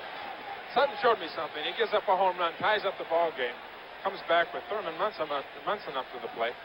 Threw him a good curveball. Came back with a very good pitch. And that's a guy that keeps his cool on the mound, and that's a real professional. Man's had 5-1 hitters in the course of his career. Winning his pitcher in Dodger pitching history. Los Angeles Dodgers. Crowd roaring Red G. The pitch is inside, and he hit him. Jackson just nipped on the left forearm, and the way he's acting, I think it just caught the sleeve. Probably didn't even hit the arm. As you can see, trying to pitch him inside, just caught the left forearm. So Jackson is on. The ball looked like it sailed in on him. You got to pitch the hard stuff up and in on Reggie. He's a big bat. He's got a big swing. You don't want to let him extend his arms. The ball looked like it sailed on Sutton a little bit.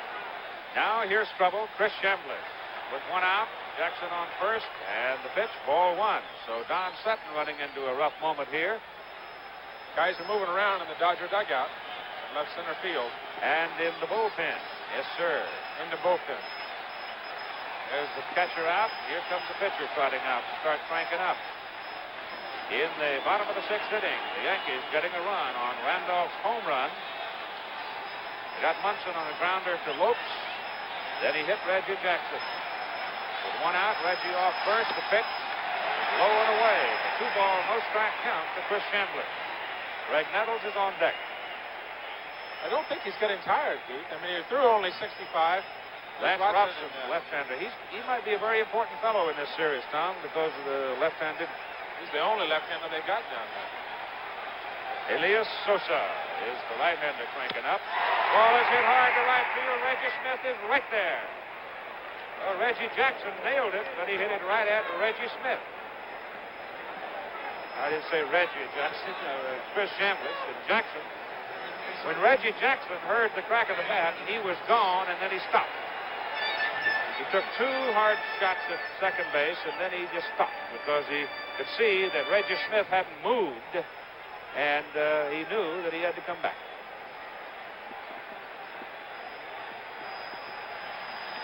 Pitch out. Tom Lasorda doing a little coaching. Now it's 2 Probably out. from the dugout. I'll tell you this, though. In the last 2 innings, Don Sutton, they have stung the ball. I don't really think he's getting tired, Keith. 65 pitches, as I said, and he only had 9 complete games this year, but it's a cool night. He's been pitching well lately, pitched very well in the playoffs. That ball Rivers hit back in the last inning was hit on the nose, and Randolph hit one on the nose, and that one was hit on the nose by Chambliss. Jackson off first. 2-ball, no strike count now. Elias Sosa and Lance Robson in the Dodger bullpen. Reggie Jackson at first base. Billy Martin, not a manager who wants his people running on their own. They go when he tells them. And Sutton goes to first to chase Reggie back. Greg Nettles in the on-decks. High fly ball to right center field. And I'm just about to say that when Greg Nettles was waiting in the on-deck circle, you knew he was going to go fishing for a Sutton fastball. He got it, but not quite enough of it. And so it's all even after 6 at 2-2. And anxious now as the Dodgers come to the plate in the top of the 7th inning with Steve Yeager, Don Sutton, and Davy Lopes. And Don Sutton is in the on-deck circle. The Dodgers 2 runs on 4 hits. And Steve Yeager hits a high pop that comes back out of play. The Dodgers in the ball game so far have stranded only 5 base runners. Don't judge a book by its cover. Guarantee you. In a 2-2 ball game in Yankee Stadium. I think she's heard those line drives. The last few hitters have been getting off it done. That pitch is outside from Don Gullet to Steve Yeager, and the count on the Dodger catcher now is 2-1.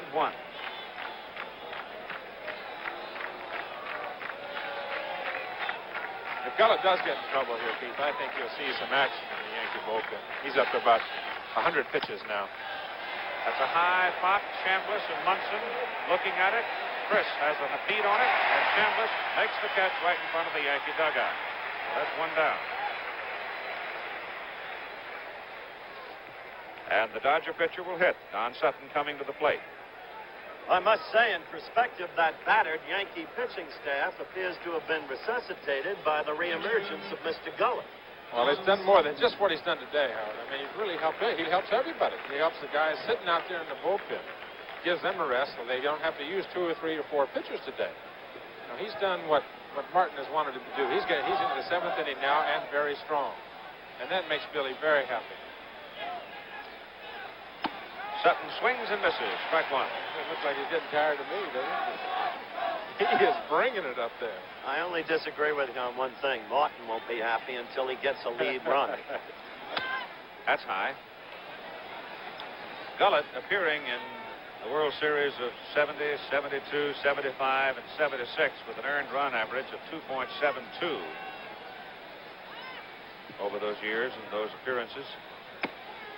Oh, boy. Strike. 1 and 2. That was an American League strike.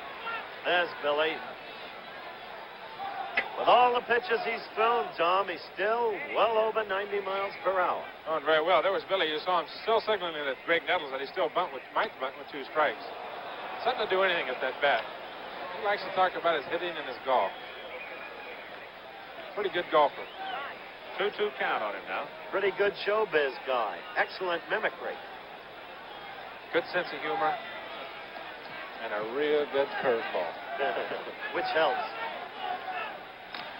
Foul.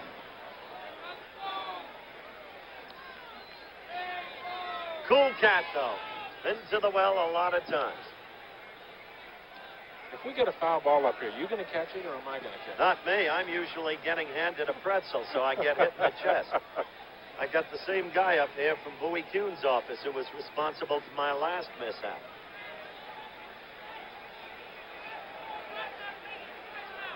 Two-two pitch. Just misses. 3-2. Now here's the kind of a moment that caused Lou Pinella's playing him deep in left field too. Now he comes in a couple of steps and he walked him. What do you have to say to yourself when you walk your other pitcher? Can't tell you, Keith. When we go to commercial, I'll tell you. That's an unprintable up here. In the meantime, Mrs. Sutton smiles gleefully. 5 bases on balls issued by Don Gullet in the ball game. Now he's got to work with the top of the order. Davy Lopes, Bill Russell into the on-deck circle. 1 out. Sutton off first, shook off the jacket, didn't want it. It's comfortable. Lopes swings and misses on a breaking pitch. It surprises me, Sutton at first base, not wearing a jacket, and he's pitching in short sleeves. He's got his wool shirt just to his elbows. It's not warm out there. I mean, it's 60 degrees. Dick Tidrow is now up again in the Yankee bullpen. Lopes beats it on the ground, and it's foul. And lucky for the Yankees, it was. All stays fair. Mr. Lopes is across first base. Davy Lopes, the jitterbugger, who'll do anything in the world to get that pitcher to looking at him and moving around. Do anything in the world for Tommy Lasorda, I'll tell you that. Sure. Tommy managed him in the minors. He was an outfielder.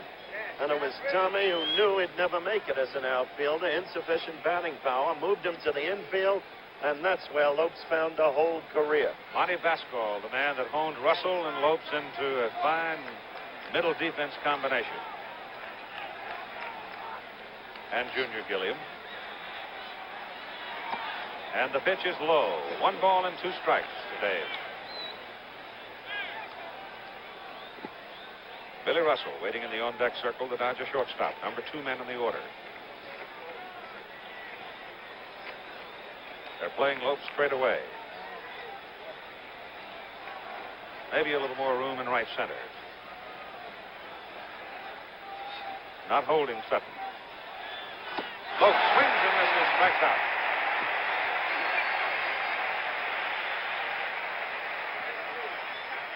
That's 2 down for Don Gullet.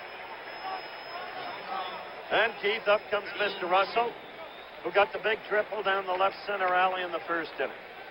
Player you have to admire. He's not the soundest shortstop in the business. Had the ball stuck in his glove on an apparent double play in that big game against the Phillies last Friday. Kept the Phillies alive. They went ahead. But it was Russell who got the game-winning hit in the ninth. Bounces the ball. Greg Neville steps back to make the play. Goes the short way to force Sutton to second base. And the inning is over. So in the middle of the 7th inning, we're all even. The Dodgers 2 and the Yankees 2. There's the money man in the New York bullpen beginning to warm up now as we go to the bottom of the 7th inning. Sparky Lyle is now loosening in the Yankee pen. What a year he's had. He's another thorn. That's a bright young gentleman, though, Peter. That man right there got over 2,900,000 people to go to his ballpark this Right. year. They had some attendance at the gate. I will tell you this from long experience. One can grow malleable under Mr. Walter O'Malley's suasion. On behalf of I agree with that. us Americans, I agree what was with it you just said? Lou Piniella, Bucky Dent, and then the pitcher, Don Gullet. And the first pitch from Don Sutton is ball 1 to Piniella. Lou tonight has hit a fly ball to center field and struck out swinging. 1-1. That was a high fastball thrown at roughly 87 miles an hour. Don Gullet in the Yankee dugout resting. He's thrown a lot of pitches, but as we saw in the last inning, still able to bring it with authority. Punch to right field. It'll drop. Reggie Smith over, picks it up. Base hit for Piniella. He's going for 2. They've got him. Oh! A single and thrown out. Reggie Smith to Bill Russell. You're taking a chance on running to one of the best arms in baseball. Reggie Smith in right field has got a gun. I mean, he has got a gun. That's perfect throw. Good aggressive base running, but I think a hitter, when he leaves that batter's box, has got to know who's throwing from the outfield. He did that the other night in Kansas City, though, and got away with it. He did, but here, while Tom said it was good aggressive base running, Piniella hesitated as he turned first, took another look, and only then decided to go to second. He is not a runner with basic foot speed, so he made a very human mistake of judgment. There he is, gasping, heaving, panting. That's a goat or hero. You know, if he makes it, he's a hero. If he doesn't make it, he's a goat. Batter is Bucky Dent with one out, and it's a strike. Let me say, does not run like a fellow named Juan Torina. Oh, Juan Torina can't hit a curveball. How do you know? Dent swings and misses for strike two. I have a feeling that Juan Torina might be able to do almost anything if he put his mind to it. You know, he might. when Keith and I watched him at Montreal, and the way he left the others in the ruck. Bucky Dent with a two-strike count. Punches it on the ground. Ron Say. Gotta hurry. Missed him.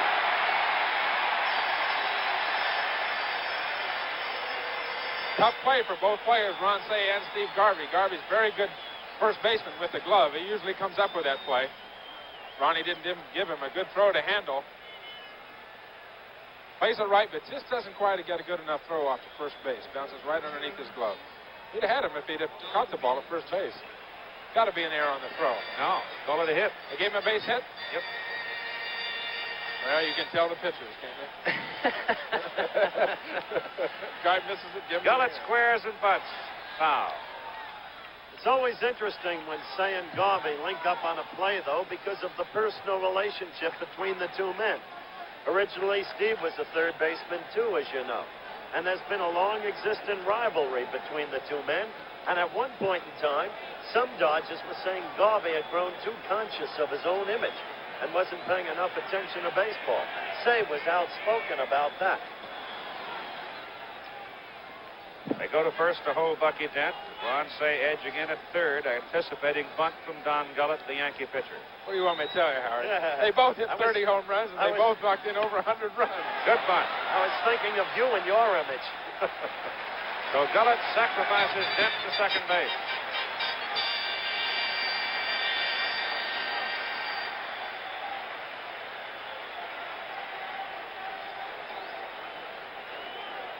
That's two out.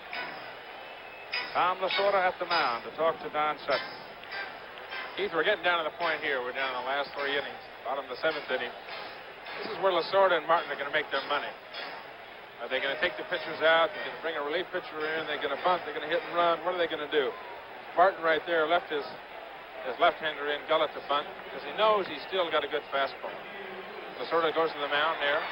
How are you going to pitch him? Do you want to pitch for Rivers, or are you going to wait and pitch for Randolph? Well, in the light of the long-term feud between Martin and his owner, George Steinbrenner, I don't know how much money means to Martin at this point. All right, let's look at Mickey Rivers now, the top of the order. Ron Say still playing him deep at third base. Bucky Dent off second base. Score is tied at 2-2, and the pitch is low and away for ball one. Martin put Steinbrenner on notice that if he wins the pennant and wins the World Series, he wants his contract extended from 3 years more up to 5 and wants more money. Last time up, Mickey Rivers hit a line shot right to Reggie Smith. Beats it on the ground foul. Down the third base line and up into the crowd. The potential go-ahead run for the Yankees in Bucky Dent is sitting out at second base. Sacrificed there by Don Gullet. After getting a base hit, legging it out on a close play at first. Willie Randolph, who homered his last trip, is on deck. And the batter, though, is Mickey Rivers, who is a tough little customer. And that last foul chop down the third base line was what we were looking for, the Bryant turn at bat. Swings and misses, and it's 1-2. I'm very surprised that Ron Say is playing him that deep at third. Well, you got a runner in scoring position at second base. You can't let a dribbler get through and give them a go-ahead run. He wants an infield single. I think they'll give it to him. Pops it to the left side, and it is going to be fouled. Dusty Baker ran and ran and ran, losing his cap. Can't see from where we sit down into that corner. There's the bullpen for the Dodgers with Elias Sosa and Lance Rotson warming up. Rotson the left-hander and Sosa the right-hander. So it's 1-2. With Randolph waiting. 2 outs. 2-2 ball game. Sutton asks for Yeager to go through the signs again, and we'll do it.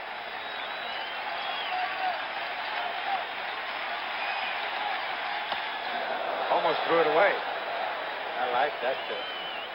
Why? That warms my heart. He just let him know that he was out there. There's Billy Martin.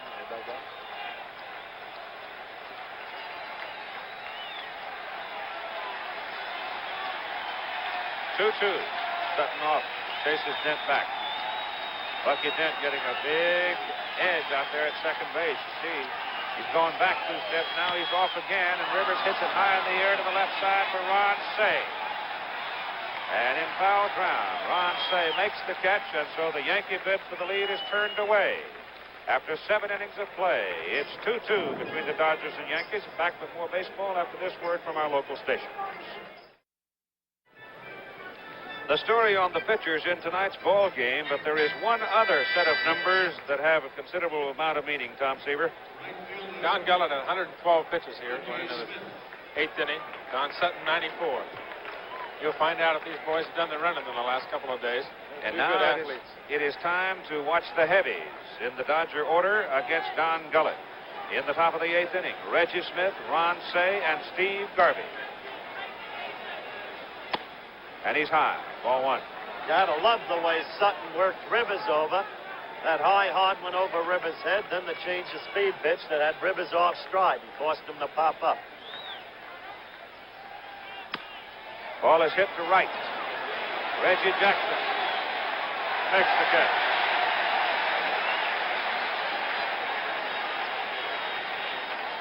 So Reggie Smith flies to Reggie Jackson. 1 out. To Ron Cey. Foul. Look out, Howard. I got you covered, Howard. Don't worry, I got you covered. I was looking over at Giant Stadium, where I thought they were going to play football.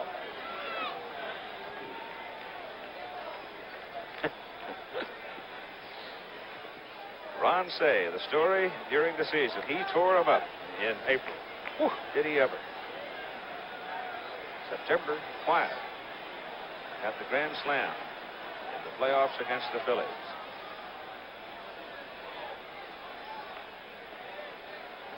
We've had 2 or 3 tennis balls look like thrown out onto the surface or something, and then suddenly Ron Cey spotted something out there in front of Willie Randolph and stepped out. The umpire, Larry McCoy, came over and picked it up. A lot of room in right center field for Ron Cey as they set their defenses for him, and he fouls it back to the screen for strike 2. Consistency over a span of years is the ultimate yardstick of excellence in any athlete. Ron Cey for the last 3 seasons has averaged 26 home runs and 97 RBIs per season. That is consistency. 2-strike pitch. Just low. Just low, and Gullet didn't bleed.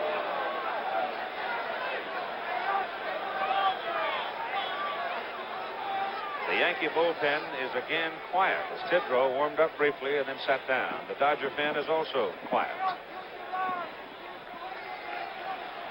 1-2 to Cey. Struck him out.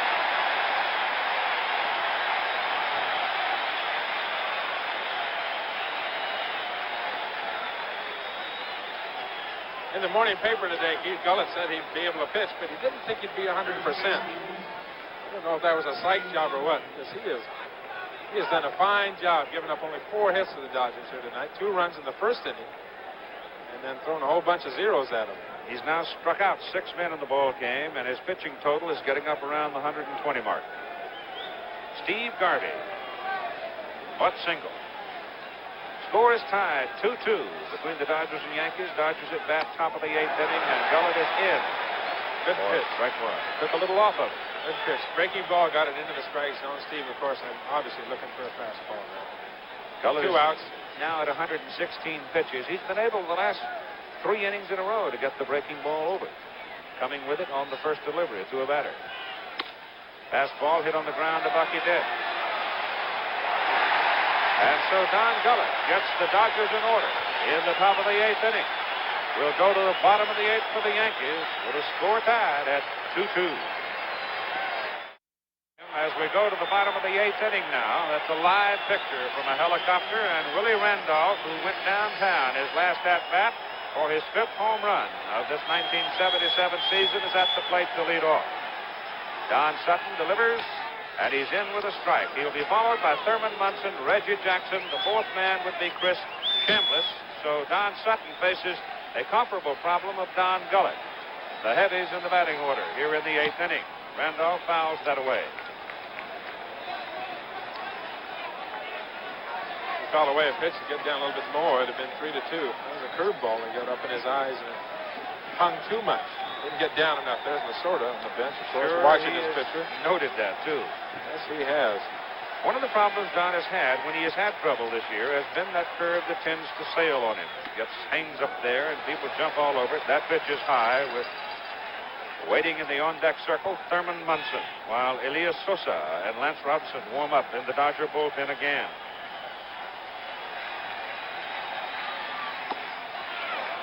Steve Yeager asks for help from Ed Sudol at first base, and Ed shakes his head and says no. And it's 2 balls and 2 strikes from Randolph.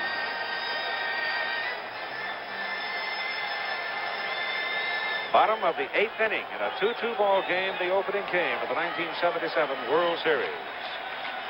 That pitch is outside. It is a full count for Randolph. This stadium is absolutely electric. These people love it. Bottom of the 8th inning, they know they get a run. They go to the top of the 9th inning, get 3 outs. They've got number one, game number 1 of the World Series. Don't want that leadoff man on. Not this late in the game. And Randolph takes that one in on the hands and fouls it away. On the other side of the coin, Tom, if you saw last Friday's game against Philadelphia, and you watched Davalillo with the bunt and Moto with the pinch hit, this Dodger team you don't ever count out. 3-2 pitch to Randolph. Low, ball 4. So the leadoff man is on in the bottom of the 8th inning. That is the first base on balls, I believe, tonight by Don Sutton. The first.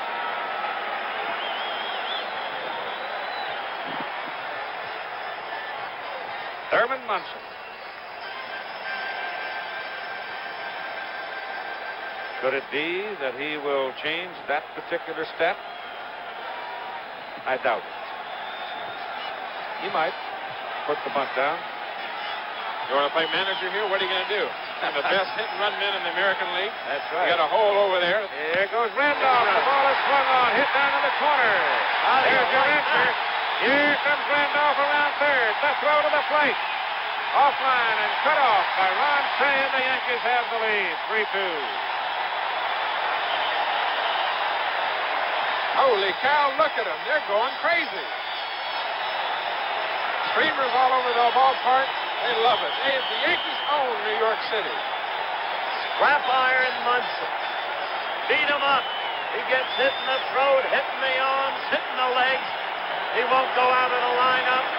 The MVP in the American League a year ago, fighting all year long with his owner and with Reggie Jackson. But once on that playing field, throw out everything as Lasorda comes to the mound and calls for a new pitch. By the way, we're going to take a look at Willie Randolph. Watch closely. You'll note that he almost tripped coming around third. Has a sudden loss of balance. Watch. Right there. But he didn't. He came on in to spike the plate, and the Yankees have a 3-2 lead on their 8th hit of Don Sutton in the bottom of the 8th inning. And we've got a new pitcher coming in for the Dodgers. into the ball game for the Los Angeles Dodgers now as Don Sutton leaves the game and goes into the dugout. May stay and watch the rest of it. He pitched a fine ball game. He went out as a professional. That's what he is. Lance Robson has come on now in relief, a left-hander. His record 4 wins, 1 loss, saved 2 games with an earned run average of .429. He pitched the third of an inning in the playoffs against Philadelphia, and he was effective. He did his job. He is from Pottsville, Pennsylvania. He came July 21 this year from Albuquerque. He was drafted by the Dodgers, a free agent. This was his first trip to the major leagues. He started at Ogden, Utah, in the Dodger farm system in 1970, and then went on, worked his way up to Albuquerque, and now to the big ball club. And now here is a youngster, Tom Seaver, with a heat on him, facing Reggie Jackson. Well, he started the year in AAA, and now he halfway through the year went to Dodger Stadium, joined the big club. Here he is in October, pitching in the World Series, and none other than Reggie Jackson. There are 60,000 people in New York City.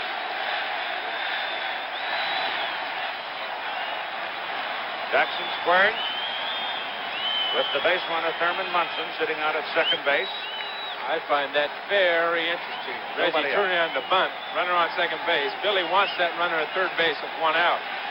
Reggie, the left-hand hitter, doesn't think he can pull the ball. Now he lets it go. 2 balls and no strikes. Reggie actually turned and looked into the dugout. Ron Say is even with the bag at third. If Reggie can do nothing else in this situation, he wants to get on the ball on the ground to the right side of second base. Hudson comes outside, and it's 3 balls and no strikes to Reggie.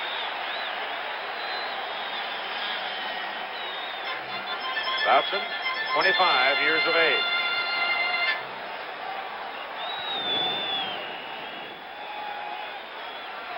Sosa still active in the pen.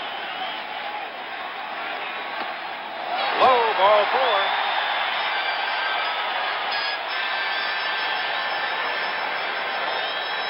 So now Tom Lasorda's pitching staff has a case of the wobble as Ron Say goes to the mound. Lasorda appearing anxious now as the Yankees have taken a 3-2 lead in the bottom of the 8th inning.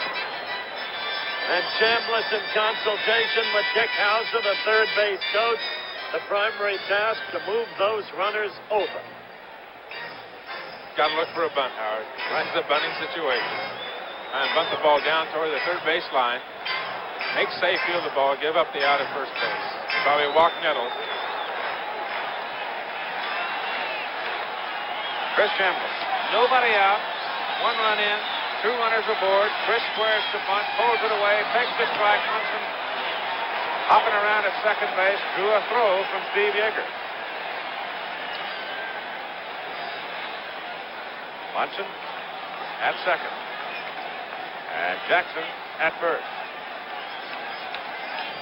Chambliss, 1 strike count.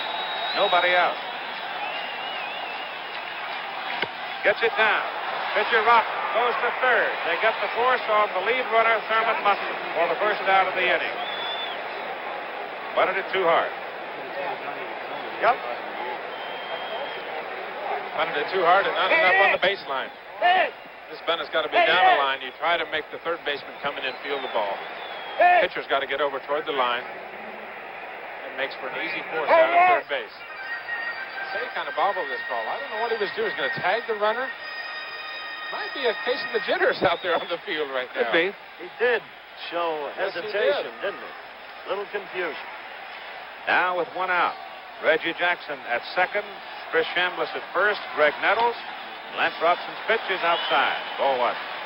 And the talk I had with Tommy John yesterday, Tom, he was emphasizing how when he first pitched against Nettles back when he was in the American League and Nettles was with Cleveland, Nettles impressed him with his ability to hit left-handers.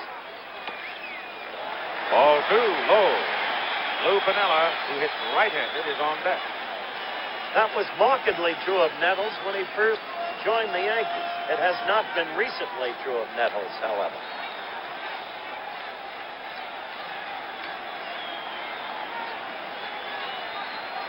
Bottom of the 8th, Yankees have taken the lead, 3-2. That pitch is low. And it's 3 balls and no strikes, and the young left-hander is in trouble. Just behind to Reggie Jackson and lost him. He did get Chambliss. Chambliss aboard at first on the fielder's choice. The play went to third to get Munson for the first out of the inning. There's Chris coming off first, and Reggie Jackson up at second, and 3 ball, no strike pitch to Greg Nettle. Ball 4, the bases are loaded with 1 out. And Tom Lasorda is on his way to the mound.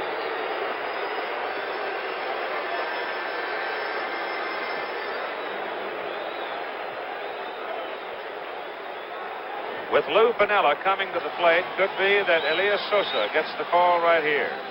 But then it could be that they'll leave him. Let's see. Well, I think they're going to bring Sosa in. I don't think there's any way they cannot bring There him he right here. He's already done it. So the third Dodger pitcher is on his way in from the bullpen as the Yankees trying to break it open here in the bottom of the 8th inning. Time is called. We'll be right back. Yankee Stadium on this cool October evening.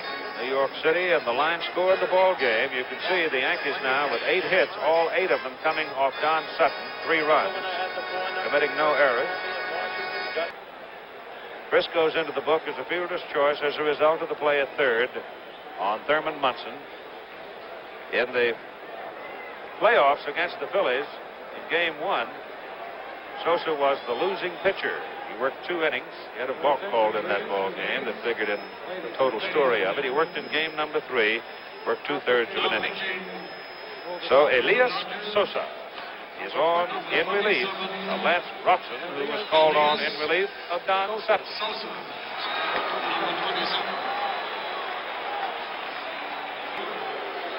Lou Piniella comes to the plate to face Elias Sosa.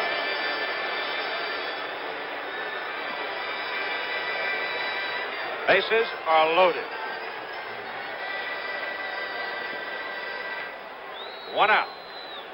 1 run in. And it's right here that you wonder what in the world would make anyone want to become a relief pitcher. The one thing that the Dodgers have, maybe they have had a hole the last half of the season has been their bullpen. Rick Rhodes' knuckler stopped knuckling, and they've had some trouble out of the bullpen. Piniella swings and misses for strike 1. And Steve Yeager goes to talk.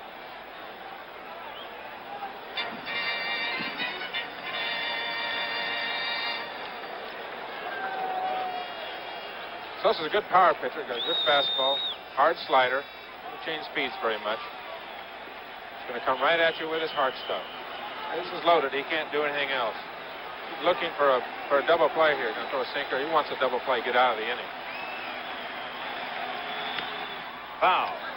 Late, and it's 2 strikes. The last time we had a grand slam in the World Series was Dave McNally of the Baltimore Orioles, October 13, 1970.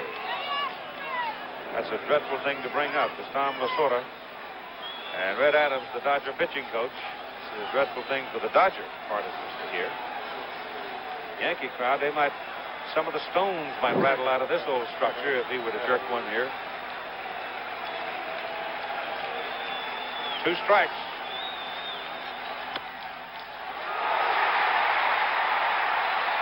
Called it foul. Just outside of first base. Lou Piniella, like Munson, has got the ability to go to right field. Those 2 players can go to right field as well as any 2 right-handed hitters I think that I've ever seen. They're outstanding at hitting the ball the other way.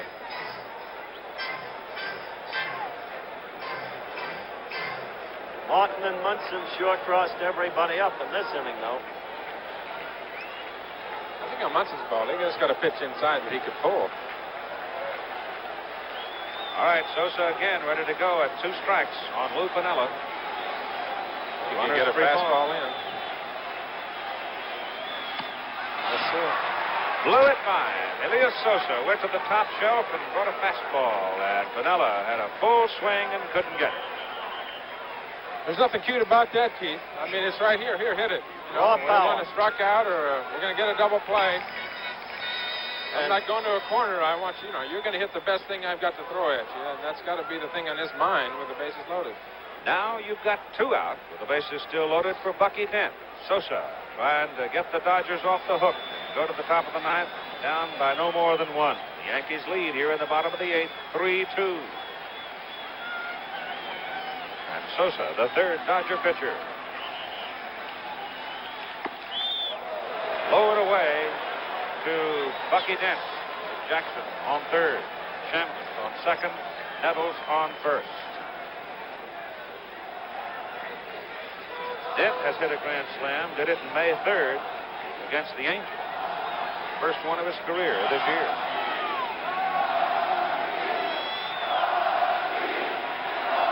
Bucky, the crowd is saved. Sosa bowing his neck. And he's outside. Ball 2.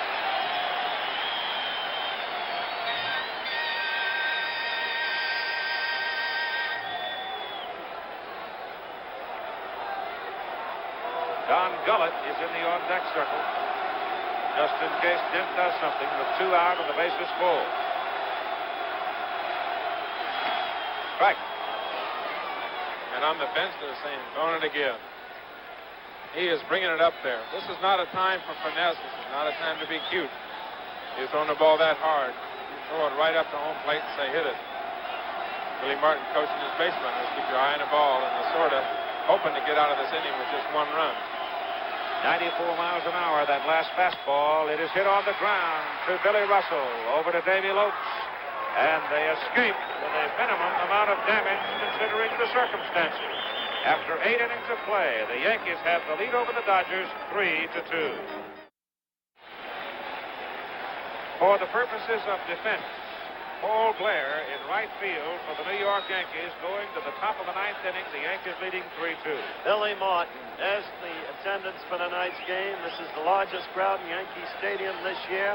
Billy Martin using all his personnel to the uttermost. The Dodgers, a dogged, persistent ball club, staying alive in the ball game, quelling the Yankee threat, the action. As Don Gullet pitches to Dusty Baker, then Glenn Burke is scheduled, and then you have Steve Yeager. Then the pitcher's spot. Manny Mota has already come out of the dugout carrying a handful of bats for the Dodgers as Baker swings and fouls it away, and the count is 1-1 on Dusty.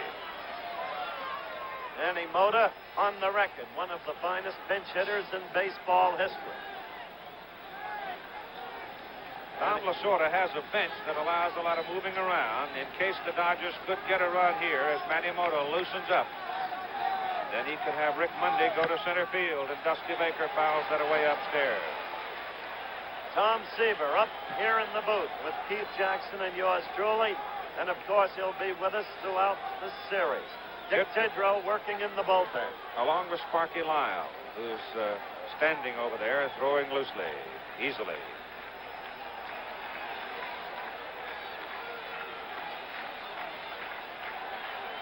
One and 2 pitch inside at the hand. Oh. Got a moan from the pitcher. Oh, you get a big moan from me. 93 miles an hour. Good movement. Pitch before that, Baker did not get around on. Gullet is still bringing it up to home plate. He wants this leadoff hitter right here.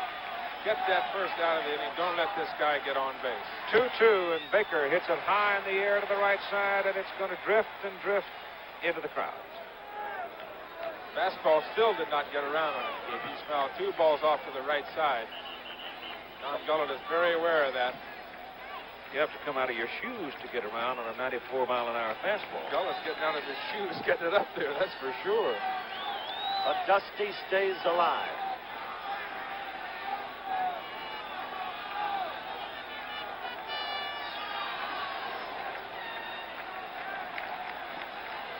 Nettles guarding the line at third for the Yankees. Trying to keep him out of the corners, and the pitch to Baker is inside, and it's a full count, 3-2. Yogi Berra, Billy Martin nervously walking around, clapping his hands. Nettle hugging that line, not wanting to give up the extra base hit.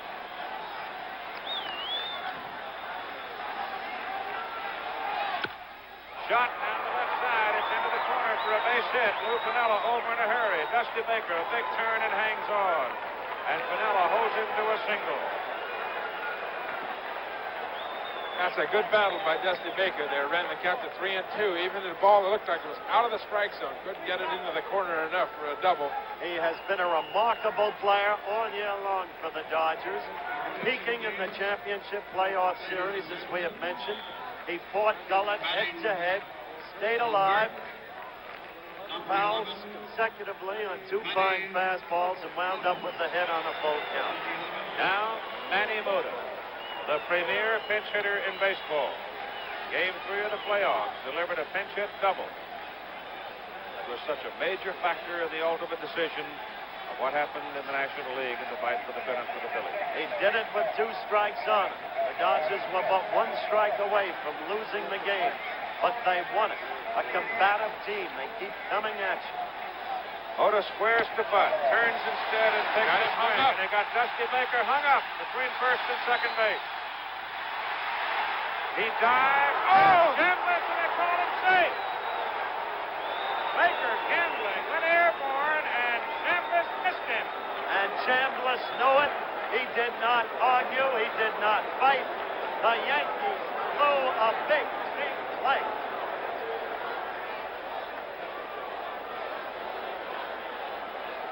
Watch it here now, Chris. Now watch Baker leave his feet. And Chambliss missed him, and Baker did not leave the base path. Tumbles in, grabs a hold of the bag, and he's safe. Woo! That's a big out. You have to wonder why Chambliss didn't dive in.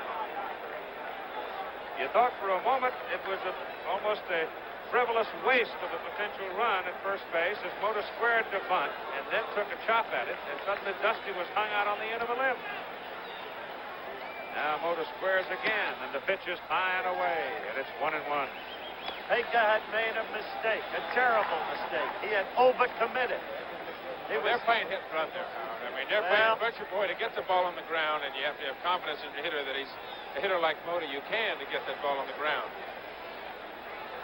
That's all part of being aggressive baseball.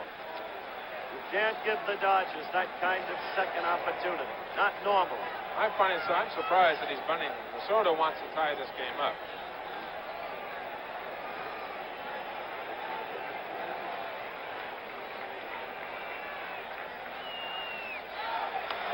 Ball is fouled off, and Baker was running. There's the hit and run. That's what they're trying to do on the first pitch. The first one was called a butcher boy. They're playing with a fake bunt and then chop the ball into the infield. You get those infielders moving around everywhere. If he had gotten the ball on the ground, you never know what's going to happen. Lasorda will try it. He'll try anything. He'll do anything to beat you. Looks like Dusty broke a shoelace. That's Steve Yeager waiting in the on-deck circle. Manny Mota has the ability to hit the ball out as time is called while Thurman Munson goes to the mound to talk to Don Gullet. His last pinch hit in the regular season this year was a home run. Then in the playoffs, he just missed a home run when Greg Luzinski climbed up the wall, got a glove on the ball, and couldn't hang on. Fell for a double. But watch Baker on the right side of the picture, Mota the hitter on the left. 1-2 pitch. Ball is hit to the right side. Ball Blair. Put into the lineup by Billy Martin in replace of Reggie Jackson for the sake of defense. Blair makes the catch. You've got one out.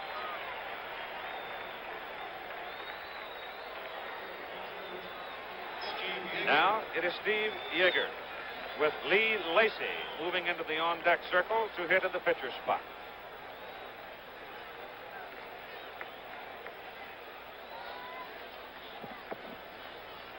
Yeager in tonight's ball game grounded to short, rolled out to the second baseman, and fouled out to the first baseman.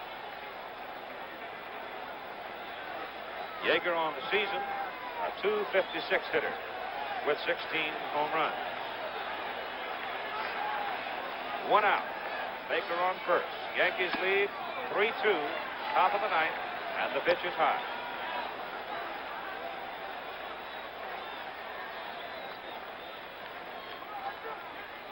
Lacy waiting in the on-deck circle. 1 for 1 in the championship series of the National League. A pinch hit.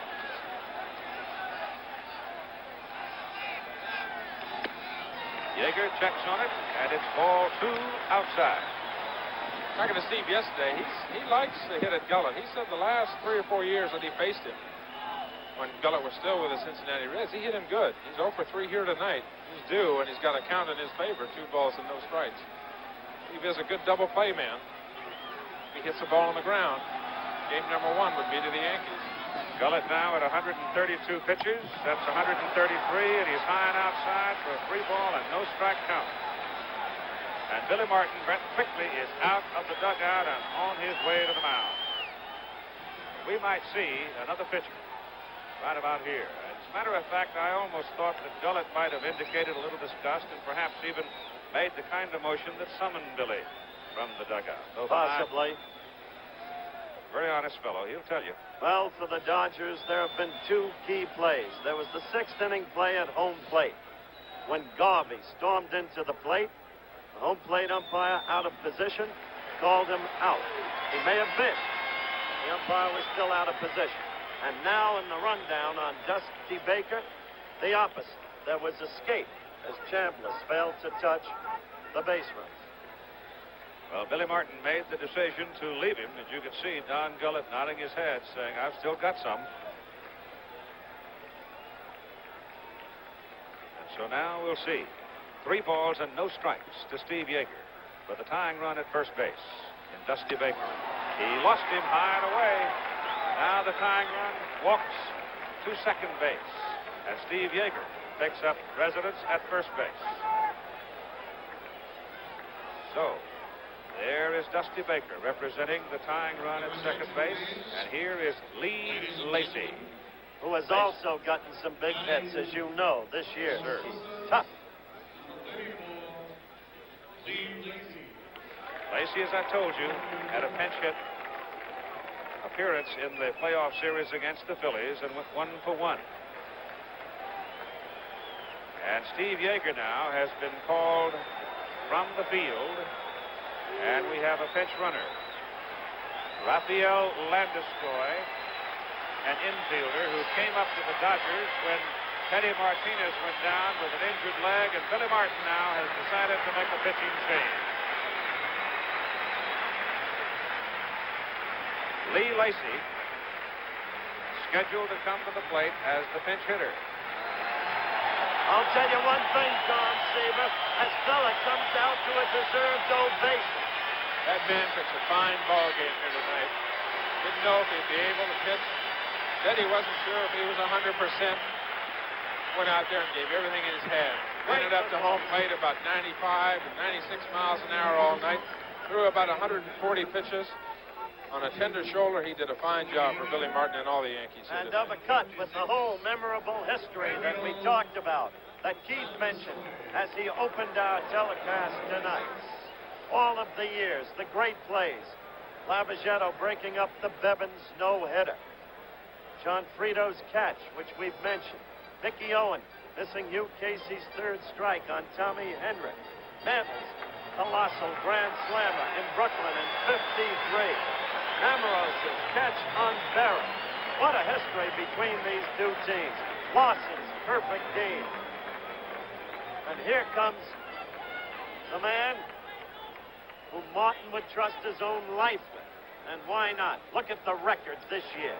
13-5, 26 saves, 2.17 ERA. So while we watch Sparky Lyle crank up, let me tell you about what they're going to be doing in Fayetteville, Arkansas, Saturday. Oh, they'll be roaring and stomping at 12:30 Eastern Time, and we invite you to join us. For Texas and Arkansas, the Longhorns were rising up to knock down the Oklahoma Sooners down in the Cotton Bowl. Undefeated Texas against undefeated Arkansas. So enjoy NCAA football over most of these ABC stations this Saturday at 12:30 Eastern.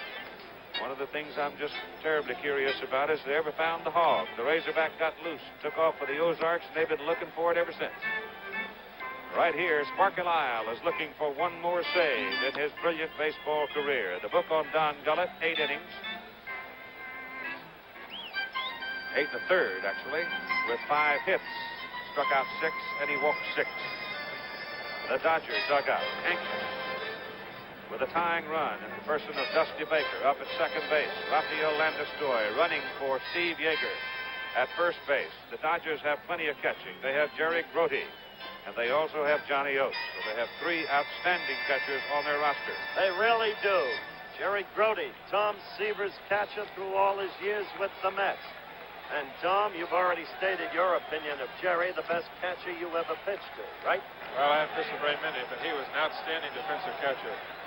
Here's my buddy Jerry Grote, the Texan. Has a ranch down there in San Antonio. All right, here's Sparky Lyle now, who won 2 of the 5 games for the Yankees against Kansas City, and he's facing Lee Lacy, a right-handed batter, and Lyle is on target with his first pitch for strike 1. It's a 3-2 ball game. Yankees lead, Dodgers at bat, top of the ninth, 1 out. You have 2 men aboard. The tying run at second base. Dusty Baker has good speed. Rafael Landeskog at first base can fly. Hard shot into left field. Here comes Baker around third base. Vanilla up for the ball. Landeskog overruns second, but the game is even as Baker comes bumping home from second. And Lacy does his job. And this is what I meant about this Dodger team. You can't give them anything. They come through in the clutch if you open the door for them. And Lee Lacy did it there, the way Manny Motor and Vic Davalillo did it last Friday. Now you have the go-ahead potential at second base in Landeskog, with Lacy at first base. And the batter now is Davy Lopes, the top of the order. A 3-3 ball game in the top of the ninth inning. And Sparky Lyle pitches to Lopes inside.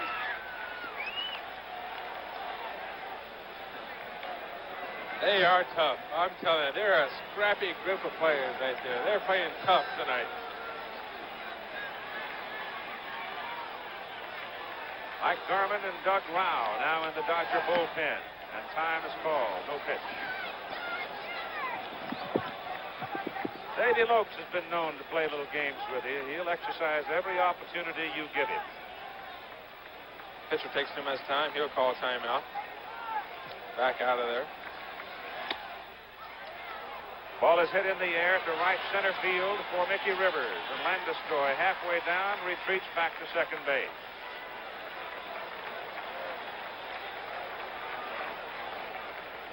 And here's the next guy, Keith, who can get you in the clutch, who comes back from fielding adversity time and again with a key hit. Remember, this is the fellow who last Friday hit one right back up the middle to win the game. There you go, just what I was talking about. They give him a little bit of room in right center. Russell hits it up the middle to Mickey Rivers. He hit it off the nose, but right at Rivers. And Sparky Lyle comes in and stops the Dodger threat. But going to the home half of the ninth inning, it's even 3-3. Back with more after this word from our local station.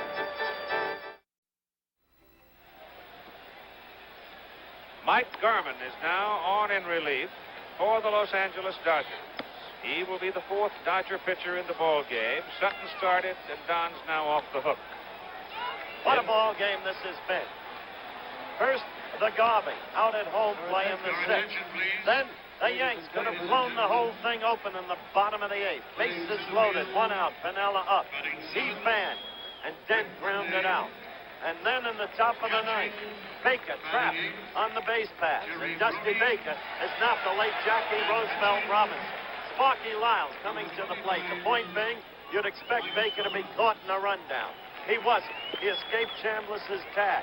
That inched the door open for the Dodgers, and they came through in time. Sparky Lyle hitting. That shows you how much respect Billy Martin has for his ability to get people out. Leading off the inning and hitting with Mike Garman pitching to Jerry Grote and Rick Mundy now playing in center field for the Dodgers. And quickly Garman has a 2-strike count.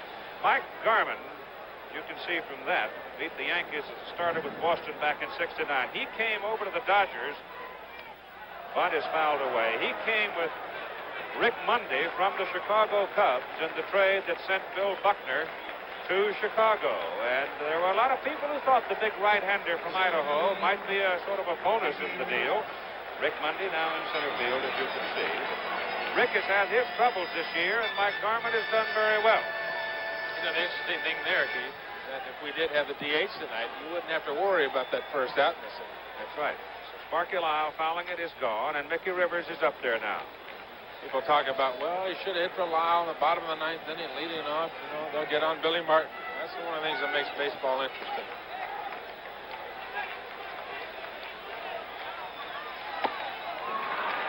Two strikes very quickly on Mickey Rivers. Mickey swung from the heels on that. The pitch 90 miles an hour. From a Dodger point of view, you got to be careful with this fella. He's got surprising power. 11 home runs. Struck him out. Mr. Garman looks impressive, doesn't he? Really did on that. He's getting it up there. He's a big man. He's a darn big man. And he can get that fastball to home plate. Willie Randolph, the batter for New York, in the bottom of the ninth inning with a score even at 3-3. Big Mike doing a little psych job on He himself. is excited, isn't he? Look at him. He says, I'm here at Yankee Stadium, folks. I love it. World Series time. Strike. Yes, sir. And he's throwing strikes, too. Really, a pitcher's got to come out of that bullpen and throw strikes. Lowe with that one. Lives in Wilder, Idaho. Big Brody, look at his glove. Couldn't believe he missed it.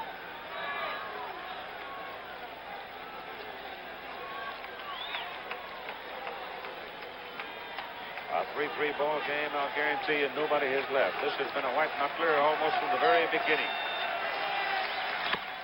Feet on the ground for Billy Russell at shortstop. And so Mike Garman comes in and does a tap dance on the Yankees in the bottom of the ninth inning, getting them in order very quickly. So after 9 complete innings of play, it's all even at 3. Cincinnati, Boston beat them 7-6.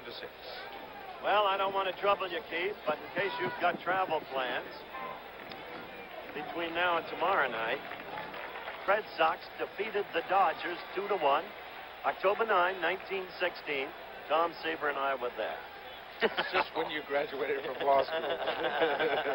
Reggie Smith, anxious, obviously. Sparky Lyle low with his first pitch to Reggie Smith. Sparky's got a good slider. That's his money pitch. And he keeps it down in the strike zone. He is tough. Ball is hit high and deep to left center field, but it's a long way out there. And Mickey Rivers backs up about 400 feet and makes the catch. They waved to that one at Fenway. He might wave to that one at Dodger Stadium, too. But we are not at Dodger Stadium. Nor at Fenway. And Ron Say is at bat for the Dodgers, with Garvey now moving to the on-deck circle. Don't forget, this fellow hit 30. He can lose it. Both bullpens quiet.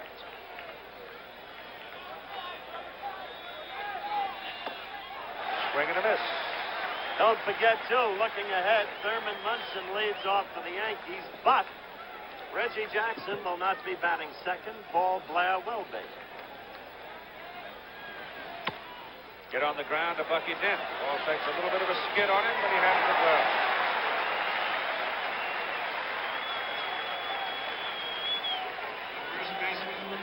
Two down. Bases clean. Steve Garvey, the Dodger first baseman, who has a bunt single in 3 trips.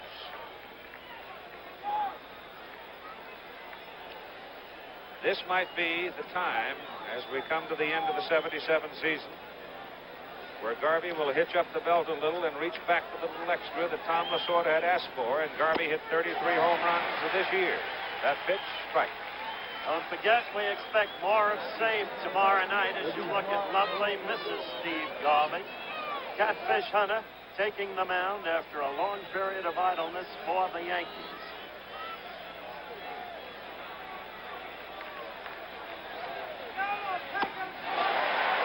Strike 2.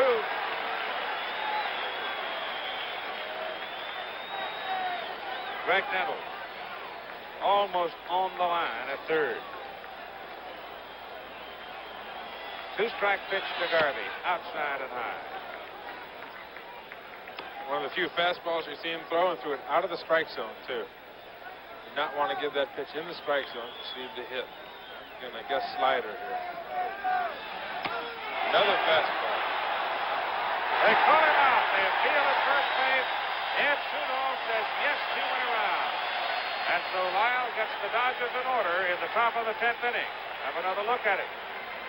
Just a matter of whether or not he went through the strike zone and exercised the wrists, and you have a look. Looked like it. He's way around. It fields to the first baseman Sudol, and Garvey's gone. So we're still even after 9 1/2. Back with more baseball after this word from our local station. Here at the bottom of the 10th inning, it'll be Thurman Munson, Paul Blair, and Chris Chambliss. Munson has singled and doubled. He has scored a run, and he had knocked in a go-ahead run for the Yankees in the bottom of the 8th inning.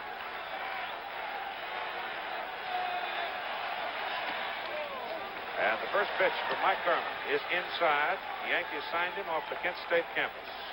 Keith Garman reminds me of Mark Littell of the Royals. In build and the way he throws. Inside with the hand, ball 2.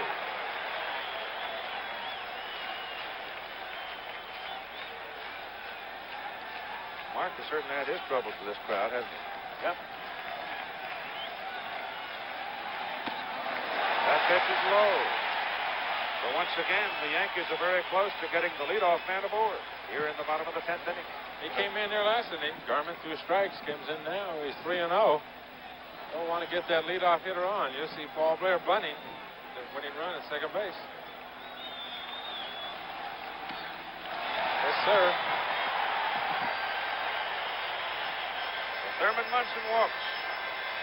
Things that make managers gray. Leadoff hitters that get on and walk in the pitcher. Paul Blair has been a very serviceable player for the Yankees. He started in the Mets organization, Tom, you might remember. Certainly did. They let him go. He was startlingly good outfielder for Baltimore for a lot of years. Got beamed at the plate. Puts the foot in the bucket. Openly fearful, according to many. But he's gotten some very big hits, including a hit in the winning 9th inning against Kansas City. He pulls the bat away on the bunt attempt, takes it low for ball 1. He's a good bunter. He told me that he was never so nervous in his whole baseball career as he was when he came to the plate in the 9th inning Sunday against Kansas City. This is his 5th World Series. The bunt is down. They're going to go to second. Get it! Oh! Jerry Grody. That time, and he fired it. What a throw by Grody. There's my man, Jerry Grody. Watch him come out of there. There's nobody that comes out from behind home plate faster than Jerry Grody. I've seen this play 100 times, bare hand, and watch the throw to second. He's like a lion coming out from behind home plate. And throws a strike. A strike to second base, no question. And that man worked for me for 10 years. You don't think I wasn't in heaven? Now it is Chris Chambliss at the plate. A lot of us thought he made you. A lot of you may be right. 1 out, 1 on. Blair on at first base. And Garman goes over there. But what we have seen last inning and thus far this inning is the Dodgers making the plays they have to make. Winning run is on first base and Paul Blair. The pitch to Chris Chambliss is inside. Ball 1.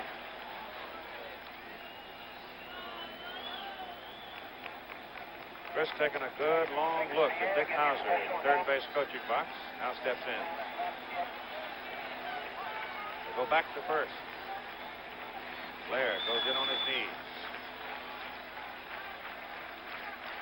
Campanis made another great acquisition when he got Grody right before the trading deadline. He was worried about Yeager getting hurt. Garman is low. 2 balls and no strikes. Jerry wasn't catching every day over with the Mets. John Stearns was catching. Jerry plans to retire after the season. Knew he'd be available. He just picked up one of the best defensive catchers in the game of baseball. In his prime, probably the best. Charlie Huff, the knuckleballer, is now up in the bullpen for the Dodgers along with Doug Rao. Chambliss hits it to Garvey. They go to second, get one. Back to first, no. So, they've been able to kill off that lead runner twice now. You've got 2 out. We talked about that before, Keith. The Dodgers being able to do the fundamentals. That's they right. can do everything. Got to move those runners along. You fail to do that, inevitably, it's caught you. Look at it again. Garvey has a little trouble getting the ball out of his glove, it looked like. But he did make a good throw. Inside the bag, right there where Russell will handle it. Chambliss, of course, beat the throw out at first. So now the speed is gone in the person of Blair. You have Chambliss. He's not slow-footed by any means, but he does not possess the speed of a Blair. The batter is Greg Nettles. Greg Nettles, as you can see, is hitless in the ball game tonight. 37 home runs on the year. Little check roller out toward the pitcher. Brody picks it up, guns it, and the inning is over. And so the Yankees, despite getting the leadoff man on here in the bottom of the 10th inning, are able to move him around, and we're still at 3 going to the 11th. Jerry Grody getting rid of the catching gear and putting on a batting glove to come up and take his cuts in this inning. Dusty Baker will lead off. There's my buddy, Jerry Grody. Jerry Grody's a tough cuss. He's never gotten along in a public relations sense with the press in New York. Lets everybody know exactly how he feels. Nothing false about him. Never a good hitter for percentage, but a dangerous hitter. One who's gotten a lot of big hits for the Mets through the years. Sparky Lyle on the mound. The pitch to Dusty Baker, who led off with a single in the 9th inning and came around to score the tying run. Brought home by Lee Lacy. Rick Mundy into the on-deck circle. He's now playing center field in place of Glenn Burke, and then Jerry Grody. Dodgers scored twice at the top of the 1st inning. Yankees came back with 1.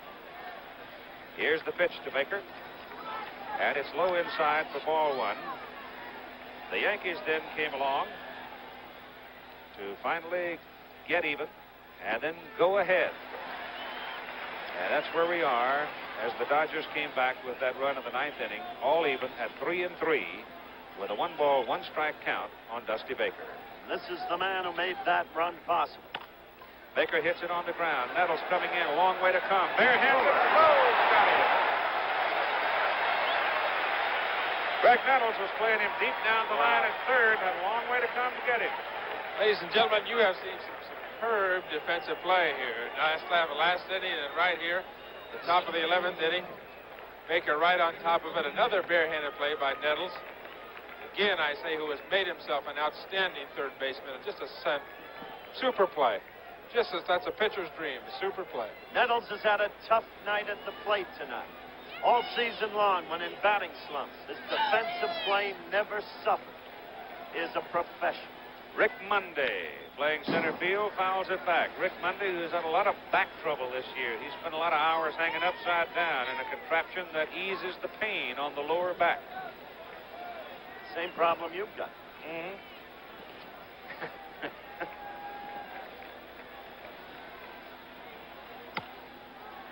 Fouled away, and it's very quickly strike 2 on Rick Mundy.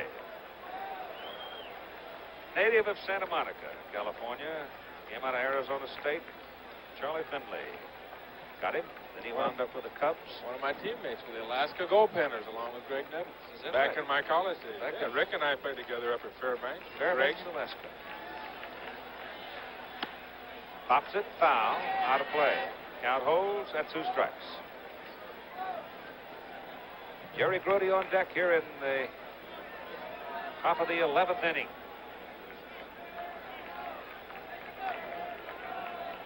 Opening game of the 1977 World Series, and it may be like this through the whole thing. Mundy goes around, strikes out.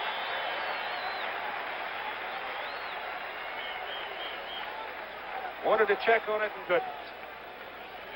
Bad cut at a bad high slider, it looks like to me.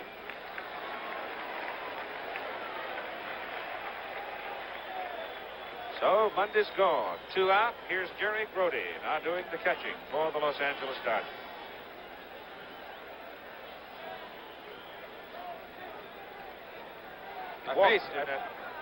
In that first game of the National League playoffs, he walked and scored on Ron Say's grand slam, but here he popped it up to Chris Shankless in fair ground, and Chris makes the catch for the third out. And so the Dodgers go in order in the top of the 11th inning. And the score remains 3-3 with Piniella, Dent, and Lyle scheduled up for the Yankees in the bottom of the 11th inning. So Mike Garman, if he's pitching, will be working to the bottom third of the order. There is a look at the old ball yard with Mike Garman out on the mound now, cranking up. And Billy Martin got to make some decisions. Maybe, maybe not. He's got Piniella scheduled to come to the plate. Right-handed batter against a right-handed pitcher. Then it would be Bucky Dent, and then the pitcher, Sparky Lyle. Tom Lasorda, on the other hand, is spending time talking to Red Adams, the Dodger pitching coach. Piniella, of course, will hit. If he were ever thinking of removing Piniella for a pinch hitter, the time would have been with the bases filled to put up Roy White to lessen the possibility of a double play. But Pinella's been too good a percentage hitter all year to pinch hit for, and so Lou stayed up there, and he fanned. That was when the Yanks could have blown open the game in the 8th inning. As for making decisions, Martin's had that problem all year long. Nothing but decisions. The Yankees running a daily soap opera for an entire season. They ran it in the daytime, they ran it in prime time, and they're doing it again tonight. Now the big right-hander from Wilder, Idaho will try to get him out as he faces the bottom third of the order. The Yankee pen is quiet, which means Lyle will hit. But it all depends on what happens here, I suspect, with Mr. Piniella, because they can crank him up in a hurry if they have to. Here's the first pitch to Lou, and he beats it on the ground. Billy Russell, long way to go, can't get it. And into center field for a base hit. Now do you take him out? You get Lou Piniella out of there. You get a pinch run for him? I would. I'd get Roy White in there. Russell playing way around in the hole, couldn't get to the roller up the middle. They play for Piniella to pull. Simply bounce one right up the middle. They played him right. No pinch runner coming out for Piniella yet. And no action in the Yankee pen. Lyle is out in the on-deck circle with Bucky Dent standing at the plate. Dent squares, punches. Brody out. Gonna go to second and get him. He's made that play in the second inning. Well, Jerry Grody's kept this cub in, kept the Dodgers in here. He's cut men down at second base twice. Well, if you're incredible. If you're going to bunt with Grody behind the plate, you got to bunt 8 to 10 feet out. Otherwise, you got no shot. You got to make somebody else field the ball. Get the ball out in front. Make the first baseman field the ball. A very bad bunt. He's out easy there at second base. Piniella obviously disgusted with it. How easily he makes that. He's like a cat pouncing on that ball. Dent on first base on the fielder's choice, and here's Sparky Lyle. He turns to bunt and fouls it away. They're going to do this till they get it right. Brody will psych them out. Brody's up there to say, well, go ahead, try it again. Rao and Roden remain in the Dodger pen.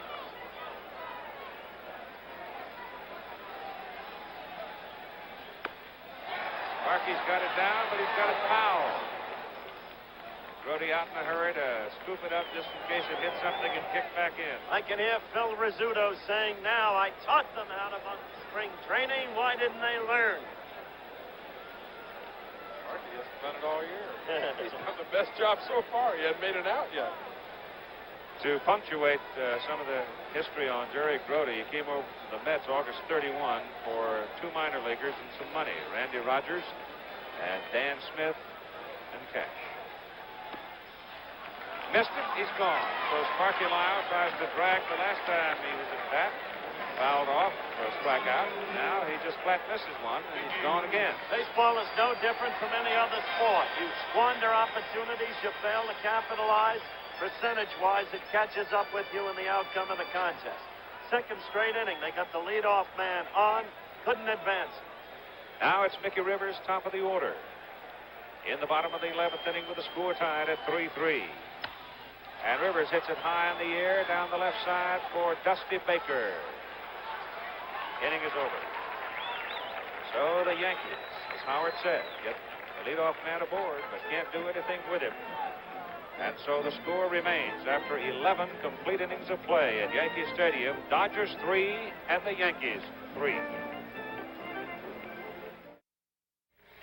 For the Los Angeles Dodgers, as we go to the top of the 12th inning, Vic Davalillo, who came out of the Mexican League in August of this year and became a considerable figure in Los Angeles, particularly in Game 3, as he laid down a bunt in the game against the Philadelphia Phillies, and he was involved in a comeback victory, but he beats this one right out to Willie Randolph for out number 1. Vic never was too patient. Oh, but he's an amazing fellow. When they went back to the minors back in '74, he was 38. Now it's 77, and he's still 38. So he's an amazing fellow. I went back in an old minor league record book that I have laying around the house. I'll guarantee you he's 41. I don't believe he'll tell you that. No. Davy Lopes now top of the order for the Dodgers. In the top of the 12th. 3-3 ball game. Sparky Lyle. Ball 1.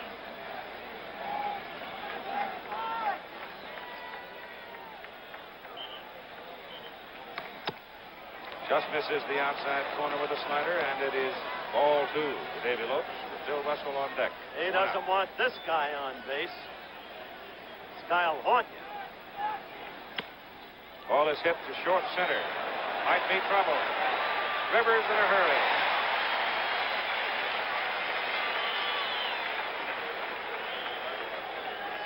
Ball hung a little bit. Nicky Rivers, with that great speed of his, able to bring it down. And now it is Bill Russell. 43 strikeouts and 634 at-bats. I didn't get him, I know that. He tripled in the first inning. He looks, ball 1. You know, one thing, Keith, about the Yankees getting that leadoff runner on and then not being able to win the ball game, where they're short possibly is in the bullpen, and Sparky's got to come out and throw a couple extra innings. And this may not tell in today's game, but we get down into Game 3 and Game 4, what's happening right here tonight may be a factor in those third and fourth ball games. 2 balls and no strikes to Russell, 2-1. He's really been working that inside, just missing twice and connecting that time and pitching to Russell. Reggie Smith is waiting on deck with 2 out. Russell hits that one right at Willie Randolph. That should be and is out number 3. So the Dodgers are gone in the top of the 12th inning. If it goes to 13, they'll have the heavyweights in the Dodger batting order. So, after 11 and a half, 3-3 ball game. Back with more after this word from our local station. Here's the 5th Dodger pitcher of the night, Rick Rhoden. His record on the season you can see. In playoff game number 3, he pitched 4 1/3 innings, 2 hit ball, allowed no runs against the Philadelphia Phillies when he came on in relief of Bert Hooton. So he pitched very well in that ball game. And now the hard-throwing right-handers in to see what he can do here. Sorry, Keith, he did more. He pitched magnificently in that Friday ball game. He's a remarkable competitor anyway. While he is warming up, let's recap the scoring for you. Davy Lopes walked to lead the game. Billy Russell tripled him home. Then Reggie Smith walked.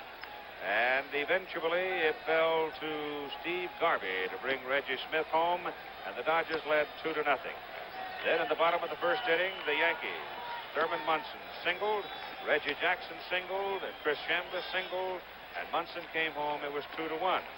The Yankees came back to get their second run in the bottom of the 6th inning on Willie Randolph's home run. Then they got their third run of the ball game to take the lead in the 8th inning. But the Dodgers came back at the top of the 9th with Dusty Baker, the key man in that one. And it was 3-3, and that's where we are right now in the bottom of the 12th inning as Willie Randolph is at the plate. He'll be followed by Thurman Munson and Paul Blair.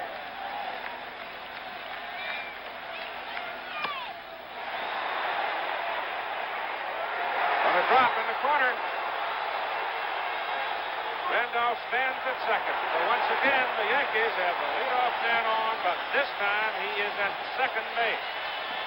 Willie decided to do it all by himself. If nobody else can get anybody to second, he's going to go on his own.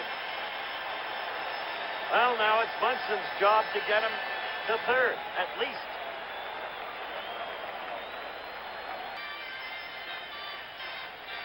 So now here's the Yankee captain, who scored the first run of the ball game, knocked in the second run of the ball game. Actually knocked in the third run of the ball game. So he's been very much involved in 2 of the 3 runs scored by New York. They were walking. You think he went out there and talked to him and said, "We'll walk him, make this guy bunt, and I'll get The at runner least at third. 1 out in the third, and maybe 2 if I can get out quick enough." Knowing Grody, that stubborn-headed guy, maybe 3. You and he had a few words in the clubhouse a couple of times, didn't you? Many years ago. Yeah. I had said that he was a doleful hitter. He took exception. Here's Paul Blair now with the winning run at second base in the person of Willie Randolph. Thurman Munson is at first base. Munson doesn't matter in this particular instance. Randolph is the man. 3-3 ball game, the opening game of the 1977 World Series. My goodness. I don't know about you. I'm just watching Grody. I'm waiting for something to happen. We'll make something happen. Roden sets. Garvey looking right in at Paul Blair, can shake hands with him, and it's lowered away, ball 1.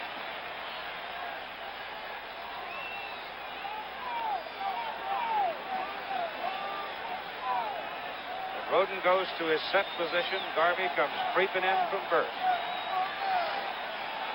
Roden's got the responsibility of handling anything down the third baseline within reasonable reach. Got to go that way. Garvey covering on the first base side of the infield. It's 1 ball and 1 strike now. Little conference with Dick Hauser.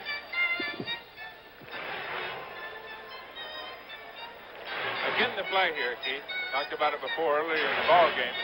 First and second, nobody out. Hitter's job is to bunt the ball firm enough to bring that third baseman off of the bag. You're trying to get the runner at second base down to third. Giving up the out at first.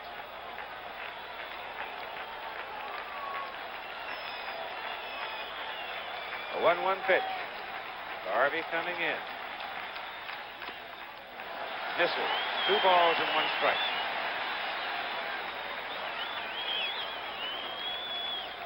There's Ron Say. There's the man that has to make a quick decision. He's the man in the catbox. You know which way to go, in or back. He's got to make his judgment very quickly if the ball is bunted. Foul. And Almost got it out where Jerry can handle it. Blair threw a body block on Grote. In the meantime, it's 2 strikes. So it's a very heavy burden on Mr. Blair.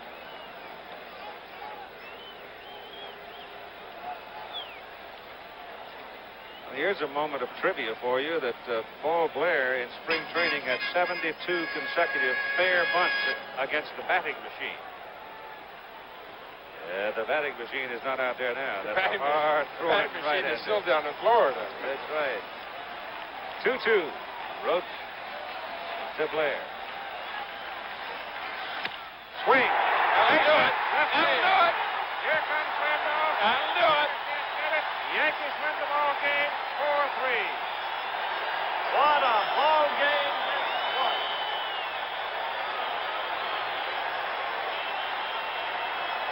And for Billy Martin, again, the placement of personnel worked out.